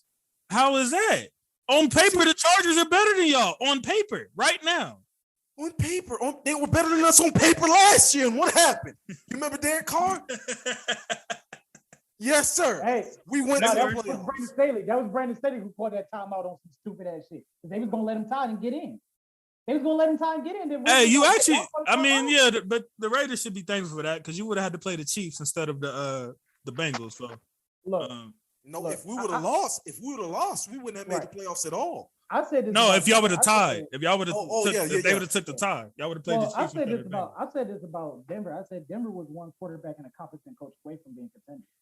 So I don't know if they got the competent coach, but they got the quarterback. Because Denver for the last couple of years have had a great roster. The problem is they had a shitty ass quarterback and an incompetent head coach. So now they got the quarterback. Let's see what the head coach. So you talking about with Jerry? I drop everything, Judy. That I'm supposed to fear that. Oh Lord! I'm supposed to be scared of that. Oh Lord! I'm supposed to be scared of that. I got Hunter Renfrow, Davante. Hey, talk your spit real quick, Isaiah. Talk your spit. You wasn't here last week. Talk your spit. And Josh Jacobs on that side of the football, and you think I'm worried about Jerry McDrops Judy? Nah. I ain't fearing none of that, bro. Like I said, I would like if they would have blew it up when Josh McDaniels came in, I'd have been fine. But now they putting all their chips forward. I expect Derek Carr to make something shake. He better make something shake. Because right now, the pressure's different now. It's at the very least AFC Championship or bust. Damn, you coming with the same energy D came with. Look. I think that it's not going to be Derek Carr. It's going to be a head coach that's not going to get you up to the AFC Championship game. I do not trust McDaniels at all. And that's fair. After what I think he's a fantastic offensive coordinator. I think he has an excellent mind for the game. But him as a head coach and a leader of men in game management, he fucking sucks. And that's what y'all gonna be getting. But at the same time, why you didn't have that energy last week when Daryl was on here? Daryl was going off. Hey. There have been plenty of head coaches where was that energy work out in their first stint, and they've made many mistakes in their first stint. So he's gotten his second chance. Exactly. That's what I said. If he has learned from his mistakes that he made it. That's what I said. And I hope he had 2 chances because I will be on that same train that I said John Gruden needs to get the fuck up out of there. I was saying that shit during the season. Yeah. So you was already ready for Gruden to go even before. Yeah. Why would you? Why would you? Dude, they were start off high. I got you. They were start off high. They went 7-9, and that year they went 8-8. But they should have never fired Jack Del Rio. They should have never fired Jack Del Rio. No, he lost the locker room. He did lose the locker room, but you know what? I'll sit back and say, John Gruden, they'll start off like 4-0, 4-1, and they just bottom out. Exactly. Like every year. John Gruden was shit, bro. And I was like, yo, why is John Gruden? What? He needed to go. It just took, a couple of racist emails and, a couple of titty pics to get him up out of there. But, I knew John Gruden was another right? year too. I will say this one thing. John Gruden should have been fired for what he did with the emails and shit, yes. But I find it very funny that they were investigating the Washington football Commanders, whatever the hell. For whatever the hell they are, for misconduct, misogynistic things, and racism. And he's the only emails that came up. Hey, I'm still trying to figure out how the NFL got 650,000 emails, and those were the only emails that got leaked. Not on the side of Bruce Allen or none of that. I'm just trying to figure out. And I'm gonna tell you why. I got you. You ain't got to figure it out. He was cool until he called Roger Goodell faggot. That's when it was over because Goodell was like, "Oh no, we gotta get rid of this motherfucker." I'm telling you, the emails when that came out, if he didn't say that word, But he was not lying. They still have this vendetta with the Raiders ever since Al Davis sued and won. Because I just don't understand. Y'all had this information before the season even popped off. They had this information for years. So you don't think those emails don't go to the NFL? I do. So I'm just trying to figure out why didn't this been come about? Why didn't y'all been release these things? Oh, and by the way, he's done. Yeah. Oh, and by the way, John Gruden wasn't fired. He resigned.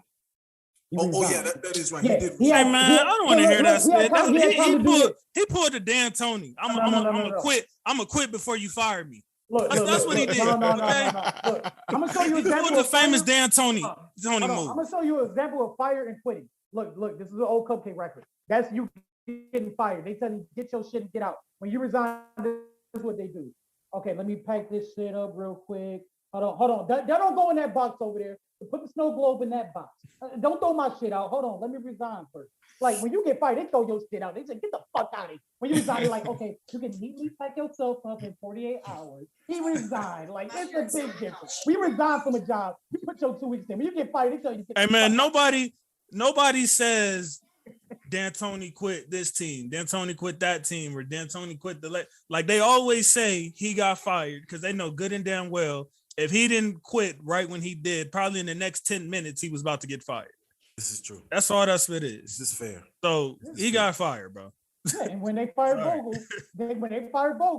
Vogul had a month to pack because they told Vogul a month ago that he was fired. So he had time to pack. But usually when you get fired, they say, hey, get your shit up out this motherfucker right now. Whatever you don't grab in 30 seconds, we throwing this shit out.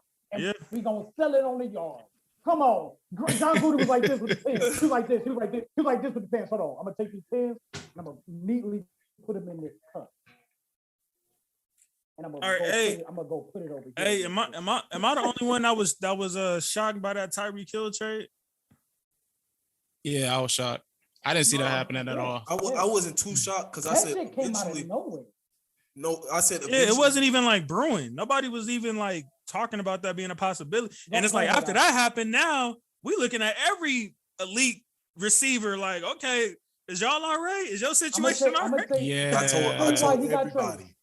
I told everybody that when they gave Mahomes that contract, eventually somebody was going to be the odd man. Right. Hey, Tyrell, you might be on. Go ahead, say what you about to say. You might be right. When the fucking Jacksonville Jaguars gave a wide receiver who has not had 1,000 yard season. 21. You gave Christian Kirk $21 million a year. Hey, and Eugene, you said that too. You said he ruined the market, and that was going to be a problem. Yeah. Because now every good receiver, not even elite, every good receiver is going to start at 20 before we can even have this conversation. He was like, wait, if Kirk got 21 mil, I should get 40 mil. The fuck? Exactly. Same for Adams. I mean, Adams had already signed, but same for Adams. All these elite receivers that contracts is coming up. Right. You better start at damn near 40. Everybody pissed off at the Browns for the contract that Deshaun Watson has signed with us. They should be pissed off at the Jacksonville Jaguars for that bullshit that fucking Christian Kirk signed. I don't even think people should be pissed off at the Browns for that because sometimes the necessity outweighs the market of that person. The Browns' necessity for Deshaun Watson at that moment was what they gave him. What I'm saying is, Jaguars didn't have to give Christian Kirk $21 million. That's not about to change much. Like that doesn't really mean anything. Like, but now Lamar wants Deshaun Watson money. Joe Burrow's going to want Deshaun Watson money, and they're going to want those contracts fully guaranteed. But think about it. Shouldn't the Ravens have to dish out Deshaun Watson money to keep Lamar? Hell yeah. Like, shouldn't that be like what he gets for them? Like, what are they gonna get? You're not just gonna find Lamar on the street, or no, you're not. You know what I'm saying? Like, but I'm gonna tell you this: he doesn't deserve that. Lamar better change up his style because he ain't gonna last too long if he keeps playing like that. It's gonna be another Cam Newton or RG3 type of. It really is. I don't agree with him betting on himself. I don't agree with him betting on himself right now because his stats have gone down each year since he won the MVP. I wouldn't bet on myself. So you think he should even get that contract extension over with right now? Yeah. Especially when you got Josh Allen playing the way he's playing. Oh yeah, Allen. See, that's an example. That's another. Like you got Burrow, you got Josh Allen. Herbert. These players, their contracts are gonna come up. You think like they don't deserve what Watson just got? Well, Allen already signed his extension last year. Like I'm telling you, he got 190. Burrow's gonna want guaranteed money. Lamar's trying to get that guarantee, but like that's why NFL owners are pissed at the Browns. It's not because they got Deshaun Watson. You think the NFL got moral? The fuck? No, it's because they gave him $230 million, fully guaranteed. And not everybody got Jimmy Haslam money. And those contracts are fully guaranteed. That's coming out of the owner's pocket. That's not coming out of the team. Yeah. They've always said that's the biggest like differential between the NFL and NBA is that with NBA is usually clearly like close to fully guaranteed versus NFL. They usually fight more so the fully guaranteed, not the number that you hear in the media. They fighting over the guaranteed money. Yeah. Right. So when those guaranteed monies come out on the NFL side, that's coming out of the owner's personal. Like Jimmy Haslam put that shit in the trust out of his own pocket. Like you think Mike Brown got that type of fucking money for Joe Burrow? Hell no. They don't even have an indoor facility in Cincinnati, let alone he got that type of fucking money. Man, them taxes in Ohio finna go up, man. That's all. That's all that means. Yeah, I know. Y'all won a Super Bowl, right? Y'all won a Super Bowl? Yeah, hell yeah. They about to fuck us with no lube with these damn taxes. They ain't even spit on it with these damn taxes, man. Hey, they about to fuck us. And don't drive in Ohio, or they're gonna have an airplane. They're gonna have an airplane. Hey, nah. See, that's what I don't want to hear. I don't want to hear about no gas prices, bro. We in Cali. Well, I'm in Cali. No. I don't want to hear that. It ain't much better in Nevada. No. It ain't much better in Nevada, my boy. Right. Hey, look. I'm not talking about gas prices. I'm talking about, do y'all got motherfuckers in airplanes clocking y'all speed in Nevada or California? Hell yeah. No, y'all got to get rid of that shit, man. They starting that shit in Ohio. It's pissing me off. I'm like, hey, I want to ask y'all about something, especially Tyrell with the Baker Drew Brees stuff last week. Oh man, that was ridiculous. So look, I'm gonna tell you what made it even funnier. So Baker said he's interested in going to the Colts. And the Colts said, nah, we good.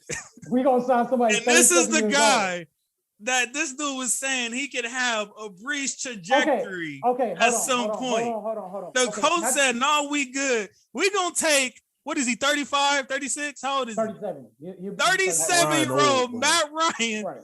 To fill our void of quarterback. Okay, Ryan, can I clarify myself? Can I clarify myself? Just so you know, I don't know if you've seen it, but you got killed for that. You got killed for that. Look, that's cool enough. Look, because I don't think nobody fully understood me when I sat back and said that.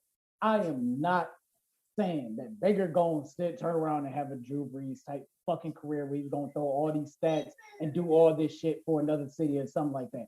I'm not saying that shit at all.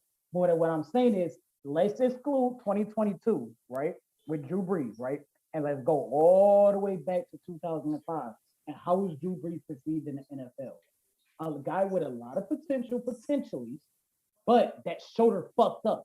And but here's the difference. Nobody believes Baker has a lot of potentially.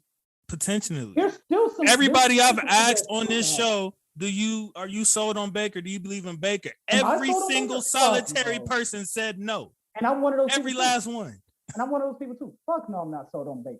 But what I'm saying is sometimes people need a fresh start. And I'm not saying he's gonna have a Drew Brees career, but I think he could still potentially have a solid. So why'd you bring Brees' name up? I brought it up because their start of their career is mirroring each other. It's not repeating each other per se, it's mirroring each other. Well, I'm gonna tell you where that stopped. I'm gonna tell you where that stopped. It's gonna stop right now. When the coach said, "Nah, we good," and he specifically asked for them, and they said, "We cool. We're gonna take 37-year-old Matt Ryan instead." Right. That's where that ended. Right. But go look at Drew Brees' first 5 years in the league, and go look at Baker Mayfield's stats so far. They're very identical to each other, and they had the exact same injury. That's all I was saying is that the start of it is mirroring each other. I'm not saying Baker Mayfield, the trajectory is going to go that fucking route. Fuck no, I'm not sold on Baker Mayfield. What I'm saying is that it's mirroring each other. That's why I made that. It sounds like you backtracking, my brother. And people, you said it with your chest last time. And I'm gonna tell you this right now. I didn't read the conversation. I didn't read it at all. I'm being real. Like I was I came off the wrong way, but I was trying to say that so far, Baker Mayfield's career is mirroring. He literally said, "You better not say Drew Brees." And with your chest, you broke out your chest, and yes, you said yes.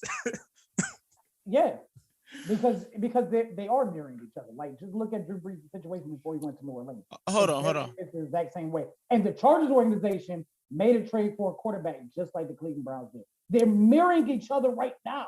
Hold on. I'm not saying that Baker is going to end up like that, but just look at what Drew Brees had to deal with in San Diego and what Baker had to deal with here. Inconsistent play. Does he have the potential? We don't know. Not a lot of organizations support him. And then the organization makes a trade for a quarterback they believe can be better for the franchise. They're mirroring each other. That's all I'm saying. Did Baker Mayfield get second in Offensive Player of the Year? Did he come in? Okay, there you go. Drew Brees got that. He came in second in Offensive Player of the Year. Baker was nowhere close to that. Nowhere close. And that was in San Diego. Okay, but remember I said mirroring and not repeating. Not even Brees also won comeback player of the year in San Diego. Yeah. Not even mirroring. I was about to say, what kind of mirror is that? Yeah, he got second in MVP, second in offensive player of the year. Yeah. But like statistically and just how the organization treated both of them is mirroring each other. Like it really is. There's some differences, obviously. That's why I said mirroring more so than repeat. All right, enough of this bum. So with the Colts, I think that might be like the best team in AFC to not make playoffs. That's what I think is probably about to happen. That's what I'm scared of happening. Unless like some crazy injuries happen or something. Yeah. But they won't make the playoffs this year neither. It's too loaded out there in the AFC. Yeah, AFC is ridiculous right now, man. And this is with them adding a spot. They're doing 17 games again, right? Yeah. That's permanent now. That's permanent. Oh, okay. Yeah, that was one time thing. That was permanent. It's because you got the whole AFC West that might make it alone. That takes up over half the AFC. Hey, you remember when everybody what? Wait, what? What'd you say? I didn't stutter, my boy. The Chargers are not making the playoffs. Coaching matters. Coaching matters. What? I'm sorry, Staley is too goddamn risky with that fourth down. Coaching matters. You won't bet that out there in Vegas. I bet you don't pull up. You just showed me that. I bet you don't pull up the Caesars and put that in. I'm going to go bet that over. I bet you do not pull up the Caesars and put that in. All right, bet. I want to see that ticket. I want to see that ticket before the season. You know I'm out here in Vegas anyways, baby. I know. So pull up the Caesars and I'm gonna screenshot it, take a picture of it or whatever, and I'm gonna send it to you because you already know. No, don't send me spit. I want you to pull up on this show, and I want to see that ticket on camera. That you put money on the Chargers, not make the playoffs next. We doing a second episode this weekend. For sure. Okay. Oh, say less. Hey, you got all the way until what? August, September? When? You got all the way till September, my brother. Let me know if I need to go tonight, because I'll go tonight. Hey, the sooner you do it, the better. Okay, bet. Say less. That's the better odds. You trying to win yourself some money, right? You believe in that, right? Mm-hmm. Sooner the better. Absolutely. I can see the Chargers not making playoffs. I really could. Chargers not making playoffs. Davante Parker to the Patriots. What y'all think about? Disrespect. Nobody cares. Who cares? Right. Who cares? Hey, look. Hey, yo, Miami basically saying you watch, buddy. When you trade somebody in the division, they're saying you're washed. We don't care about playing you twice a year. Y'all remember when Donovan McNabb got traded to the Redskins? It's like you washed, buddy. Gosh. You're fucking washed. We don't care about playing you twice a year. That's basically what the fuck that is. Or like when the Browns usually teams be looking elsewhere. Like I don't want him in my division. Hey, you can go to our division. They basically saying, nigga, we don't give a fuck about you. Hey, listen, a bigger story. Hold on, real quick. Update. I'll do the update for Tyrell this time. Kyrie has 20 points on 9 for 9 right now. Brooklyn's up 57-43. Okay. All right, go ahead, G. So a bigger story is Deebo Samuel removed everything San Francisco. Hey man, I'm from not his falling for social that media. weird spit no more. I'm tired of these players doing that bullshit. Like, But what happens? But what happens after they do it? That be contract negotiations. Exactly. That spit is weirdo spit, bro. I hate when they do that. Right, I'm gonna follow. That spit is weirdo spit, bro. Kyler Murray just did the same thing. Right. I'm gonna show y'all. I'm gonna follow you on Instagram. I'm gonna follow you on Twitter. I'm gonna follow you on Facebook. I'm gonna follow you on TikTok. I'm gonna follow you on Bubble. I don't want to fuck with y'all. And then as soon as you get the contract, oh my bad, baby, I ain't even know. I'm gonna go like this post of the other team. I'm like this. I'm gonna unblock you, baby. I'm gonna unblock you. I'm sorry. No, I didn't mean it, baby. I was trying to cut it. Like, fuck out of here with that bullshit. Weirdos, man. I'm gonna follow these. Gotta show these motherfuckers to pay me. Man. They not getting rid of Deebo, bro. They gonna give him his money. They better not. Hey, they better not. They better. They better. I don't care what they think or how much stock they have and draft picks and money or whatever. How much they believe in Lance. You know, if they get rid of Deebo, they gonna find out just how much that boy been carrying them. Mm-hmm. They gonna figure that out real fast. Hey, who makes these motherfuckers ever since they traded up to go get Trey Lance, even though they paying the quarterback $25 million. Well,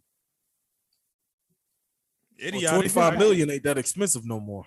Not anymore, but I mean, you know, before they made that trade, it was. You're right. And they did that, and they did that off of 5 games. And they what? He got that off of 5 games though. 5 games. This man 25. Hold on. 5 games at the end of the season at that, when niggas is resting players and sitting people out and all that. That's the 5 games they gave him for. I done pulled 36-hour shifts and they get a 5-cent raise. Right. $25 million for 5 games. For 5 fucking games. Man. But man, boy, I should have figured out how to throw that damn football, boy. You ain't even got to throw it that good. What you mean? I'm trying to tell you. That's what I'm saying. You see what happened to him in person? Right. You see that Prescott underthrow motherfuckers like a motherfucker. I'm saying all I needed was about 35, 40 yards, and I'd have been getting paid $20 million. Hit me right here, Dak. Hit me right here, Dak. Dak gonna hit you down here. Dak, I need you to hit me right here. Dak gonna hit you up here. Since we talking about it, we can go to the NFC real quick. What y'all think gonna happen with the Cowboys next year? They gonna choke realistically. They're gonna choke again. Are they gonna make playoffs? They'll win the bum ass NFC East. NFC East, yeah, you're right. And then this is our year. Yes, sir. You will see a whole lot of these out there. Yes, sir. We Americans on the boot. And then boom, choke. And the NFC is probably as bad as I've seen it in a long time.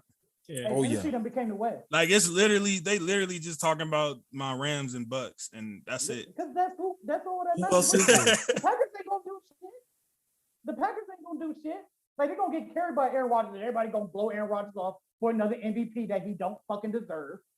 Like Cooper Kupp should have won the fucking MVP this year. Hey, preach, my brother. Cooper Kupp should have won the MVP this year. Triple crown. The only player to get a triple crown and Finals MVP and Offensive Player of the Year. Hey, look, Cooper Kupp, triple crown winner, and those last 10 seconds against the Buccaneers in the playoffs alone should have won him the MVP. But Aaron Rodgers got that. Talk about it. Y'all remember back in 2011 when Aaron Rodgers won the MVP when J.J. Watt had a statistical better year? They be blowing this motherfucker off like it ain't no tomorrow, bro. Aaron Rodgers may be that motherfucker, but he ain't that motherfucker.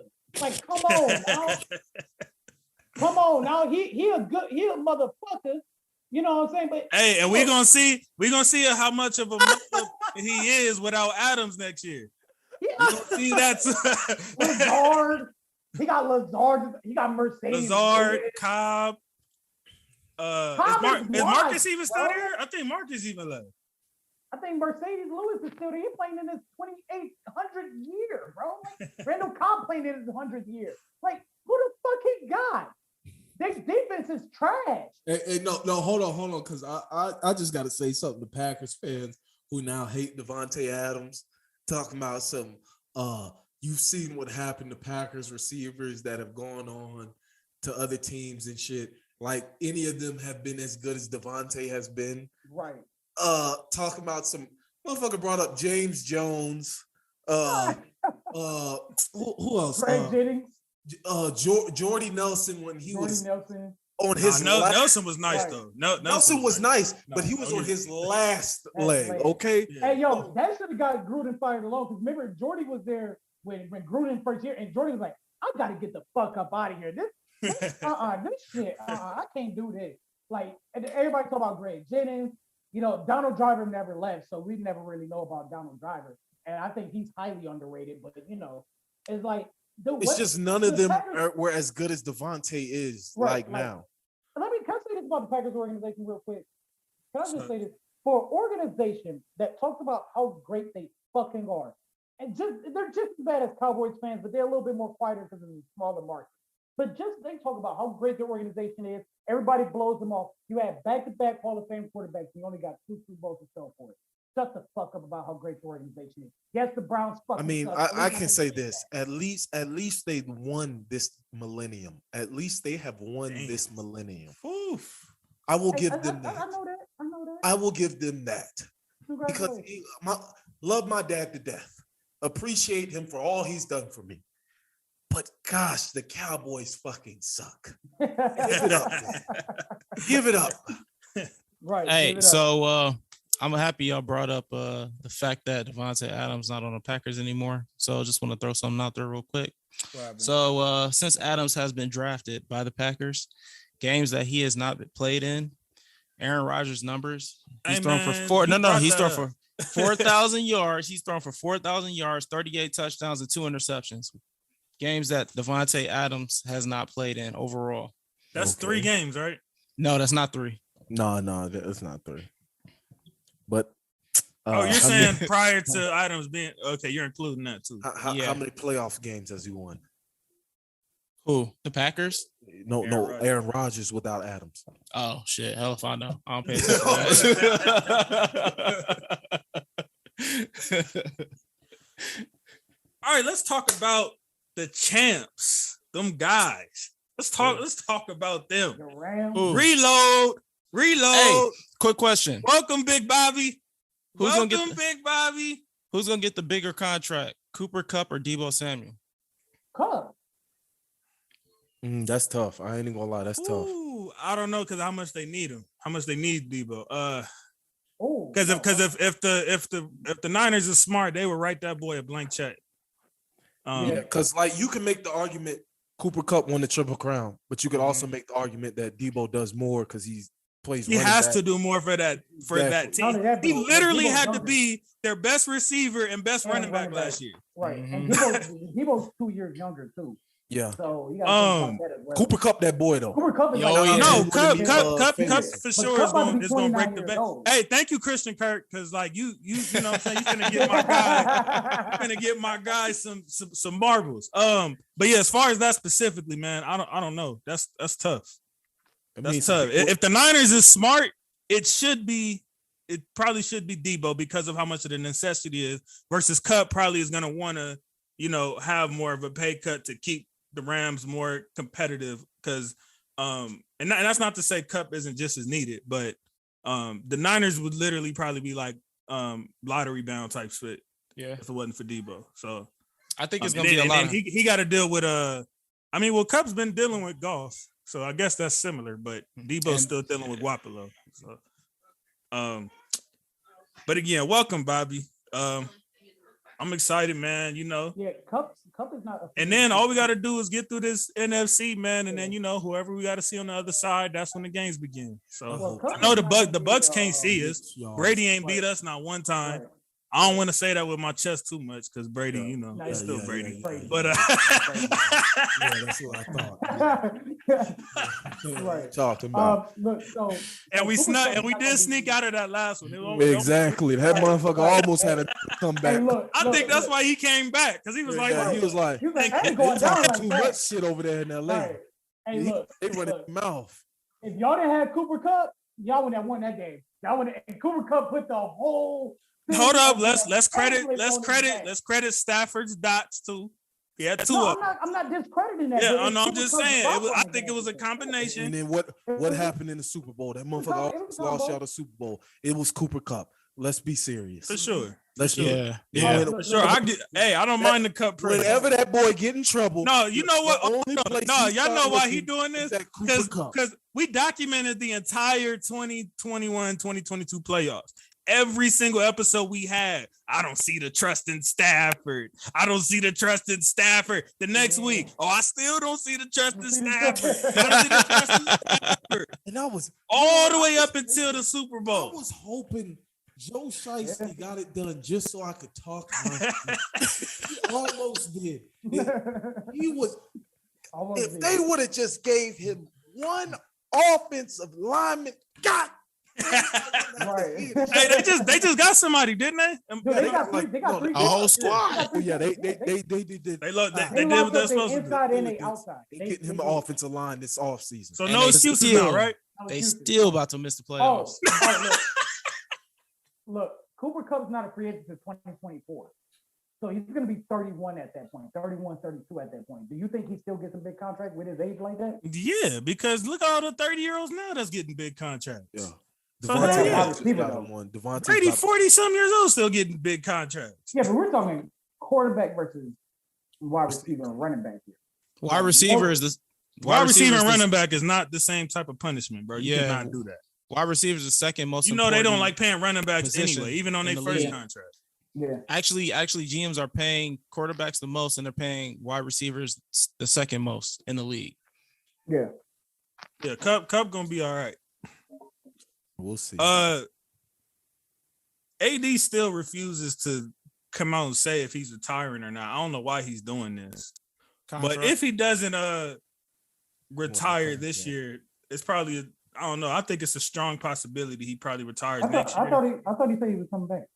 I thought that was, Nah, he still hasn't said he's coming back. I mean, he alludes to it, but he still like I seen him $1 million worth of game the other day, and he like refuses to say, yes, I'm coming back. Like it's contract. You know, and I remember I think they did that if I'm not mistaken, they did that episode before Vaughn went to the Bills. So I don't know if he was waiting on Vaughn to make a decision or what was going on, but I'm pretty sure Bobby Wagner said that Donald and Ramsey reached out to him. So I would think if he's reaching out to him and he came, I would think, you know what I'm saying?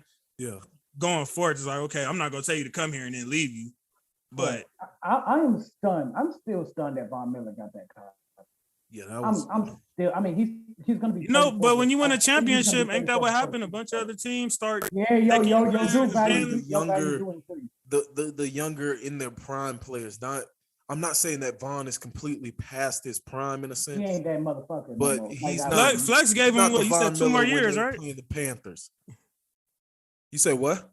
Flex said he gives him 2 more years. Two more good Yeah, years. I got him 2 more years. That length of that contract was very surprising. Well, his first 4 years. But the Bills did need help that bad. Again, we're talking about necessity. Yeah. That's probably the one weakness that team has. Like, yeah, that contract is front loaded. So his first 4 years is where he's going to be making his most money, and then those last 2 years, that money really drops off. But if they don't win within if the Bills don't win within these next 2 couple of years, yeah, that it's gonna be contract ugly. was a fucking waste.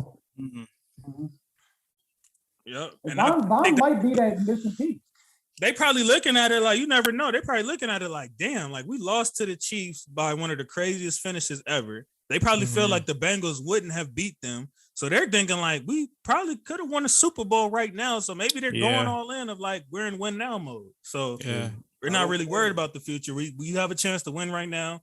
And, you know, because even with all the moves the AFC made, the Bills is probably still looked at as like a top 2, probably number 1, 2 seed, 2 team on the AFC right now. Probably in the league. They're in the AFC. So, I don't really see especially anybody. after Tyreek got traded, because it was always just consensusly the Chiefs. And now that they lost like their cheat code, it's anybody's ball game now.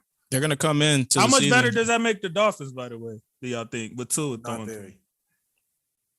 Not very. I don't trust Tua. Sorry. It's that bad. Mm-hmm. What has he shown me to trust him? Name it. I'll wait.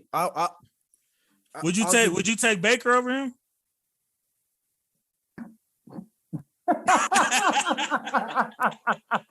Pick your poison, Isaiah. Oh Lord. Pick your poison. Damn. I would take Tua because he actually acts like an adult. Oh Lord. You know what I think the problem is? I think a lot of wide receivers are not used to playing with the left-handed quarterback.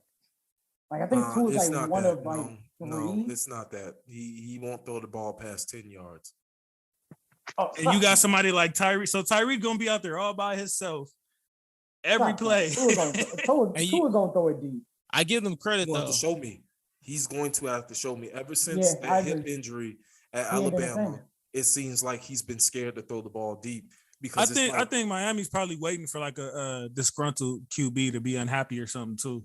Yeah. Maybe that was why they got him, Because they were connected to Deshaun Watson for the longest until Brian Flores. Until Flores left, right. So it's just like it's scared. Like it seems like he's afraid to re-injure that hip if he uncorks the ball throwing it deep. You know what I'm saying? Because you got to have a lot of torque when you throwing that ball deep. Yeah. No. I give. You know what though? I give Michael McDaniel this credit. I think he's going to open up that offense a lot. Fuck Mike McDaniel. I get the Dolphins a lot of credit though because they are aware. Their of the defense fact that is good. I mean, they just needed offense. They have all the pieces to be that. It's just up to Tua. They need a quarterback. Yeah. If Tua makes that leap this year, then hey, I was wrong. Do you think they can make playoffs this year in spite of Tua? Yeah, they very well could.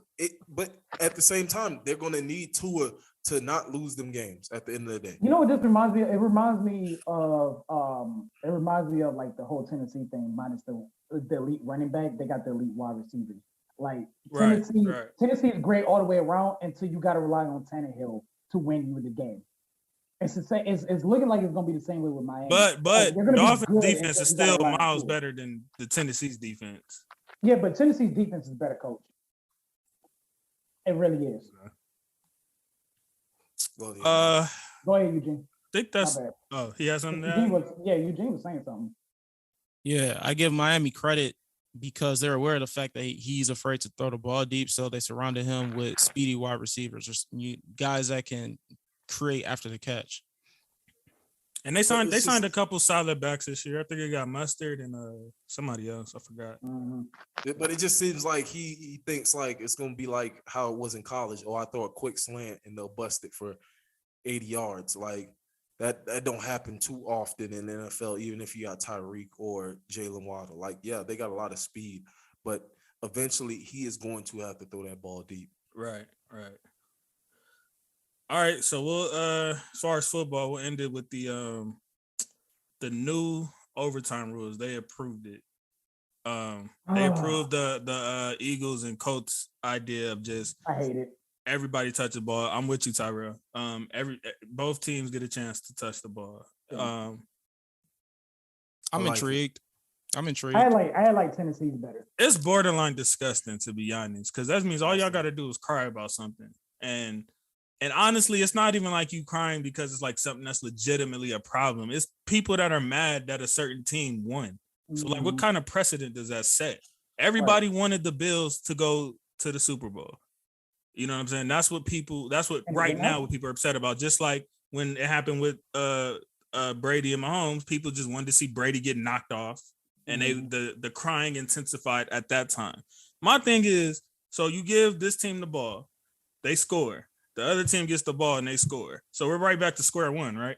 Right. What was the point of that? I'll say back and say this. It showed which playoff game outweighed what. Because it seemed like people have already forgotten that the Bengals had the same scenario. Right. Scenario. And they took advantage and made the turnover. It showed that it outweighed it though. At the same time, that second team who gets the ball could say, fuck it. We're going to go for the win and possibly go for a 2-point conversion.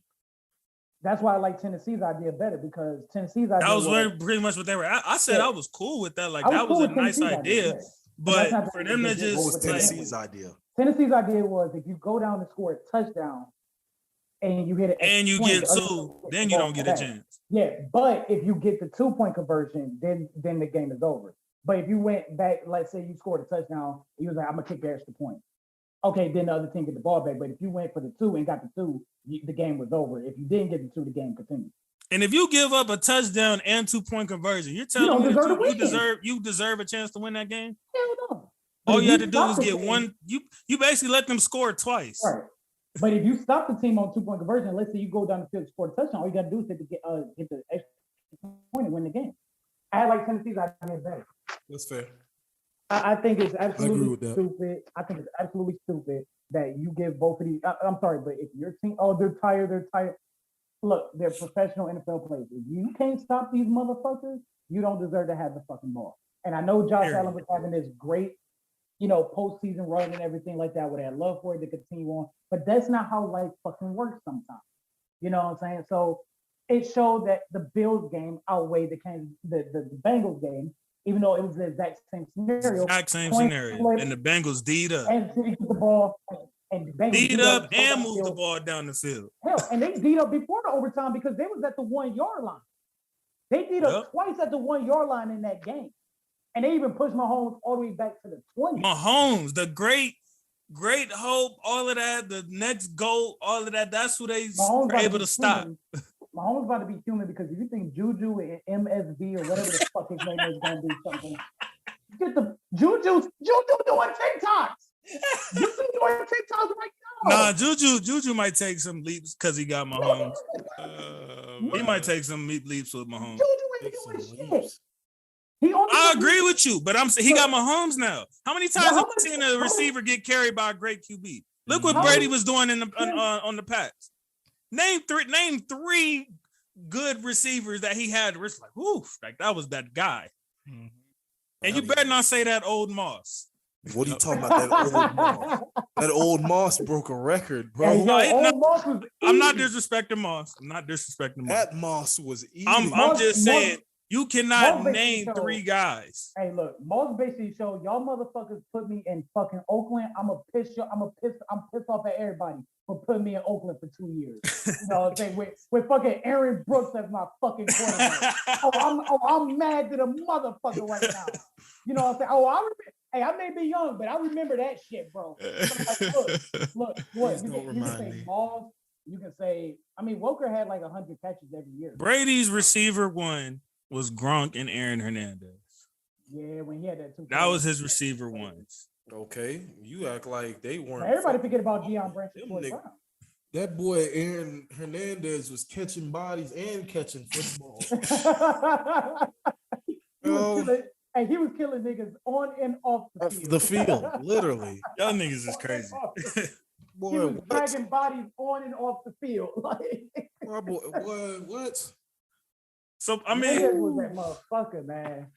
So y'all don't. Are the Chiefs going to win the AFC West still? No, it's possible. Like for me, right now, the AFC West still. They're losing Matthew too. That's another. It still runs through the and AFC. They lost Sorensen. It still runs through Kansas City. They lost Sorensen as well. Daniel Sorensen went. I think if I'm not mistaken, Matthew he went signed somewhere already. No, but he tried out with the Saints while he was down there. What is Matthew and Gilmore and OBJ? What are they waiting on? They're waiting until after June 1st, where all the cap money is going to shoot up a little bit because you have post-June 1st cuts that will save teams more money. So basically, they're trying to get paid. Yeah. I think money because the money didn't dry up already. Even the Raiders have been linked to Gilmore, Matthew. Yeah. Well, damn near any team that's trying to contend has been right. It's wherever team Gilmore goes to, they're gonna put him in the nickel. Like Gilmore is not that number 1 lockdown corner anymore. Hell, throw him at safety. Well, come to the Rams then. We got a lockdown number 1 corner. Come to the Rams, Gilmore. No. I can't afford out of those 3, Gilmore, Matthew, come to Vegas. There's no state tax. Right. You think they want to be out there where it's 120 degrees? Or guess what? We got 2 inside facilities. We got 2 inside facilities. Okay, Hey, you done man, seen that we got great beaches, great weather, great women. They got the facility out here in Henderson. So the celebrities is gonna come to your games, man. They gonna be in the and Nevada got all that. Shit. Bye. You act like hold on. You act like You celebrities. need to be more worried about AD. We had Steve Aoki up in the club. Hey, this Super Bowl was the most A-listers they've ever seen at a Super Bowl since they began Super Bowls. They've never seen that many A-list celebrities in the building ever at any Super Bowl in NFL. Ooh, did it fucking matter? Stop playing. Stop playing. Stop playing. Hey, you need the Lakers could win 10, 15 games, and we still got celebrities all over our court on Christmas. Stop playing. Jenny Buzz know how to treat the celebrities. Jenny Buzz know what the fuck she's doing with those celebrities. And that's why I said, going back to earlier, LeBron runs Lakers because it's marketing. They always gonna have them celebrities anyway, but they're gonna have more celebrities. We're talking about the Rams and the Raiders. Hey, look, I don't know why you're trying to hear about LeBron. dude. Yeah, this dude brought LeBron up about I don't know how many times. And Dang, man. You are obsessed, bro. You Them really are players hurt, do bro. not That care dude about really that. hurt you, bro. No, he's just a scumbag both on and off the court. That's all. He's a scumbag. Hey, but the Rams and off. And he's a coach killer. He's a coach killer too. So just remember that. He's still referring to basketball when he says off the court, Isaiah, just for the record. He thinks he's not, but he is, trust me. No, we talking about more than basketball. Anyway, just because it ain't LA is a bigger draw. Don't mean it ain't happen. No, LA is a bigger. No, hey, Tyrell, should we go there? Listen here. Gilmore Matthews. You know what's funny, Eugene, what you're thinking about bringing up? I was actually thinking about asking you off camera, but I just never got a chance. And the last time I talked to you, I forgot to bring it up. Let me tell you. I thought we But talked if you about want to do that right now, did we talk about the reporter? Did we talk about her? Yeah, you brought up the reporter, and I did some research on that. The one that got paid to disappear. Hold up, but I did some research on that. Bad. And from what I've seen, it doesn't look like there was any real basis on that. Like you said it like she was like out of sight, out of mind. Nobody knows who this person is. Like in Cleveland, they know exactly who this person is. Listen, No, we in live Cleveland, she was this a person female. has addressed it. You said disappeared, like the you know what I'm saying? Like it was somebody out of sight, out of mind. Look. She no longer works for that news station. But she's not out of sight, out of mind. She's still in the public. She's done interviews about it, all of that stuff. You forgot to mention that part. Listen, I ain't gotta mention it. Sharon Reed was the hottest motherfucking anchor here in Cleveland for years. I'm talking about both in looks and her job. And all of a sudden, out of thin blue clear water air, this motherfucker disappeared off the face of Cleveland TV. And we what the fuck? And then next thing you know, LeBron fucking Sharon Reed. Now, we can't blame LeBron. Sharon Reed a bad woman, especially back in 2009, 2010. Sharon Reed was cold. Every motherfucker in Cleveland was like, Isaiah, if you don't know what they're referring to, they're saying that LeBron has a secret child by a secret child or some shit like that. Oh no, but I don't know that to be true, but you know. Hold on, let me see. I can also No, address it's hard the to fact. find because it's hard to find because LeBron publicists done hit it very well. Yeah.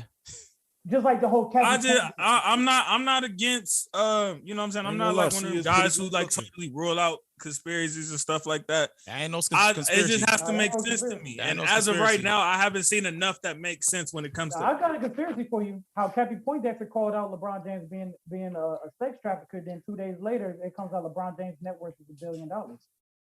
And now it's hard to find the whole Cappy Poindexter thing on LeBron. Now that's a conspiracy. Yeah, there's a reason you ain't hear that. There's a reason you ain't heard about that. Type in the Google search bar, Cappy Poindexter, LeBron James. It'll pop up. Cappy ain't never seen about LeBron James prior to that shit. Isaiah, can you shut this down before we move on? It's LA is a bigger draw thing. LA's overrated. Let me tell you why. What? I'm only gonna use this for football purposes because I am a Dodgers fan. I am a Lakers fan. I am a LA Kings fan. Too much damn traffic. You have to leave 3 hours early to get to practice. Kobe flew a helicopter to practice. Exactly. Bro, they're gonna take too soon, bro. Too soon. Hey, I'm talking about before the crash. Too soon. I know. Hey, I love Kobe. I love Kobe. They're gonna take like close to half your salary in taxes. Damn liberals fucked up that whole state. You got a point. That's, Vegas don't got state taxes. Look, Exactly. That's why Davante here. He's gonna keep Right. a whole lot of that money. Hey, look, and that's why the motherfuckers moving to Texas because the liberals fucked that shit up so goddamn much. The motherfuckers like, all right, we going to Texas. They gonna fuck up Texas too. Then, bro, if you want a decent sized house, you gonna have to pay way too much. But he can get some of that money back from the taxes with the exposure he gonna get. Stafford does not get an AT&T commercial in Detroit. Let's keep it real. Who cares? Who cares? He does not get that. So that's just in year one. So he's gonna be, by the time he's done, he will be far more of a household name when it's all said and done. Let alone who? Only because they built a winner around him. Who? What you mean? He only because he played on a good team. If he wins a Super Bowl in Detroit, he's gonna get the same type of exposure. What? Nah. Matthew Stafford? Stop yes. it, bro. Stop it, bro. Stop yes. it. Compared to LA, are you stupid? Yeah. Yes. I'm sorry, Eugene. He just talking. Listen, it's nowhere near the same. No. Listen, we just said he played in front of damn near every A-list celebrity that lives in LA because it was literally like 20, 30 minutes from where they live at, and they pulled up. They all had their own skyboxes. You seen celebrities. There was so many celebrities there. I guarantee they didn't get all of them. They brought Megan Good came outside. Megan Good came back outside after being married to this. What does that got to do with football? What does that have to do with football? What's that got to do with football? The exposure. What are you talking about? That's what we're talking about. Matthew Stafford wins a Super Bowl in Detroit. He gets the same amount of commercials. He gets shoe endorsements. He gets the same type of stuff. Yes, he does. Yes, he does. One of Matthew Stafford's greatest games was seen by literally nobody in Detroit. Exactly, because they sucked. They got blacked out by the NFL, and it was Matthew Stafford. Because they sucked. Matter of fact, it was one of the greatest quarterback battles between a soon-to-be great quarterback and a shitty quarterback in Brady Quinn. And them motherfuckers went the fuck off. And the only motherfuckers who got to see it was motherfuckers in Cleveland. Because both teams sucked. Both teams sucked. If you don't know what I'm talking about, type in Detroit Lions. Right. But type in Detroit Lions versus the Cleveland Browns 2009 in the search bar. Don't nobody care because those teams sucked is the point I'm trying to make. And the point I'm trying to make is it don't matter if it's Detroit Lions. Detroit Lions it does matter. It does. Exactly. Exactly. You just proved my point. You just proved my point. You just proved my point. It don't have to be LA. He gets his AT&T commercial and it's gonna be seen by who? Everybody in the Hey, y'all are real life delusional if you think there's exposure anywhere else like LA other than maybe New York. Y'all are flat out delusional. The only motherfuckers that's gonna see that commercial, flat out delusional. On 8 Mile. Motherfuckers on 8 Mile and everybody in the 313 gonna see that commercial. Ain't nobody else out there 8 Mile. Hey, I'm gonna just say this. I'm gonna say this real quick, bro. Shannon Brown was looked at as like some type of NBA star just because he played on the Lakers. Where? Just because he played on the Lakers, everybody knew the guy who looked like Chris Brown, who was in the dunk competition, but great dunks. You can also, and you all have also told me that LA fans are delusional. So yes, what does that have to do with Shannon Brown being a star? Nigga, you know, or looked at as a star. LA fans thought that. He ends up getting Monica. Take my light work. You know why he was considered a star? Guess why? He was in LA. No, nigga, because he was married to Monica. That's why. That's the only. That came with that. What you mean? That came after. He doesn't pull Monica if he's not in LA. He don't even crack. He don't even get the opportunity to crack Monica. Motherfuckers didn't know who Shannon Brown was. He was playing in Cleveland, and Cleveland didn't know who. Nobody ever talked about that man before or after. Nobody talked about him on Miami. Right. You didn't talk about him on Cleveland. He was never talked about. He was married to Monica then. He got her because he was on the Lakers. And then Kuzma, look how people was talking about Kuzma for so long. Like, oh, they have another. Because they're delusional. Kuzma ain't made no All-Star game. Fans were doing on the Lakers. Only LA fans were doing that. And you said this how many times? You've told me this personally. Kyle Kuzma was a bum, been a bum. I ain't saying he was a bum, but he definitely wasn't as good as portrayed, but people automatically, he averaged 18 points a game on the Lakers. People already look at THT. People was already ready to crown him. He's one of the best shooting guards since sliced bread because he had a few everybody on the Lakers. Including LeBron was Lakers for THT in the back. You said what I said? Lakers fans. Bro, period. Bro, I was traveling all around the country for like 3 years straight, bro. People were still talking, knowing who these players are and talking about these borderline irrelevant NBA players if they were to play on another team. Were they Laker fans? No. What are you talking about? These are people from New York. These are people from Virginia. These people from Portland. It was all over.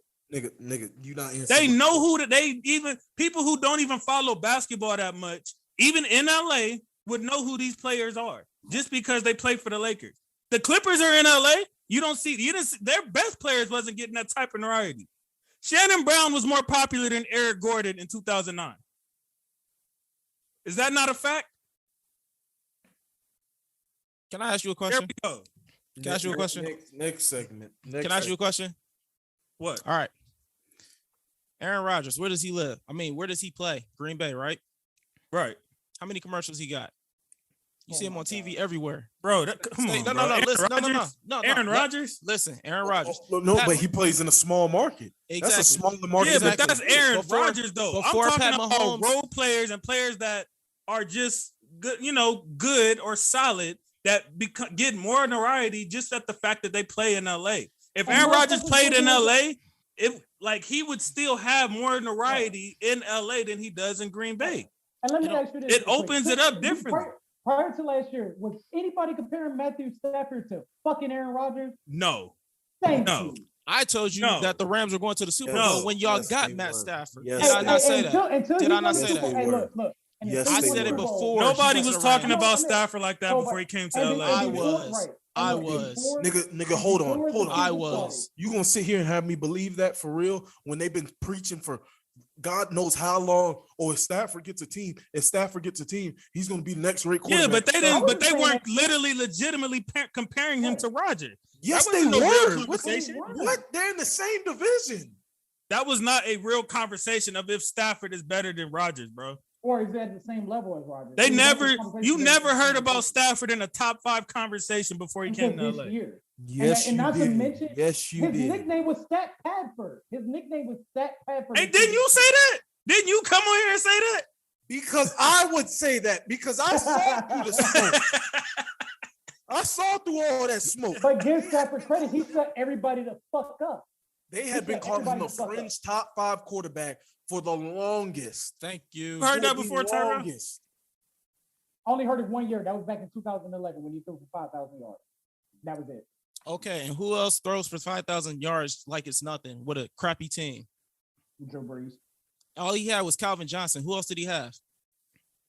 2011, yeah. Nope. Does a player that's not a top 5, top 10 player quarterback? Lamar Jackson won the MVP award. He only threw for 3,000 yards. So you telling me that Matthew Stafford was not a top 5, top 10 quarterback at the time when he threw for 5,000 yards? Come on, man, get out of here with that. Like I said 1 year. Whether it's 1 year or not, it takes. Nobody was still saying that Matthew Stafford is up there with Aaron Rodgers or something like that. It was like, he had a great year. It wasn't a legitimate conversation. Yes, it was. Yes, it was, man. It's because people were sleeping on Stafford. It's because it was the okay, the but Detroit what Lions. gave him more notoriety? When he went to Los Angeles. When you have a trashy team, you get no notoriety. Now you got me speaking up for Stafford. I'll be back. Now you got me speaking up for this bum. So in 2012, he threw for damn near another 5,000 yards. Next year, threw for 4,600 yards. The next year, threw for 4,200 yards. 4,200 again the very next year. 4,003. He was consistently over 4,000 yards every single year. And he threw for at least 20 touchdowns every single year. But what happened? They said he had a bum team. Mm-hmm. Never made the playoffs. That's what hurt him. He never made the had playoffs. a good He made team. the playoffs multiple times. He Stafford? made the playoffs. Yes, Stafford made the playoffs. Okay. Yeah, he made it Now twice. He made it 2 times. Okay. Once in 2011 and once in 2014. And can you name anybody from that team besides Calvin Johnson? Nope. Josh. Name somebody. What do you mean? Team. You just said he never made playoffs. I was addressing what you said. And I'm addressing the fact. And I'm addressing the fact that you sleeping on him. But you just said that he wasn't considered fringe top 5 by multiple people when he was. I'm saying I never heard that talk. That's what I'm saying. Because I never heard LA in this bubble where y'all believed that damn Jared Goff was top 10 when he led y'all to the Super Bowl. At that time, yeah, but then we quickly said he's not even top 20 right after that. Because y'all we quickly said he wasn't top 20 right after that.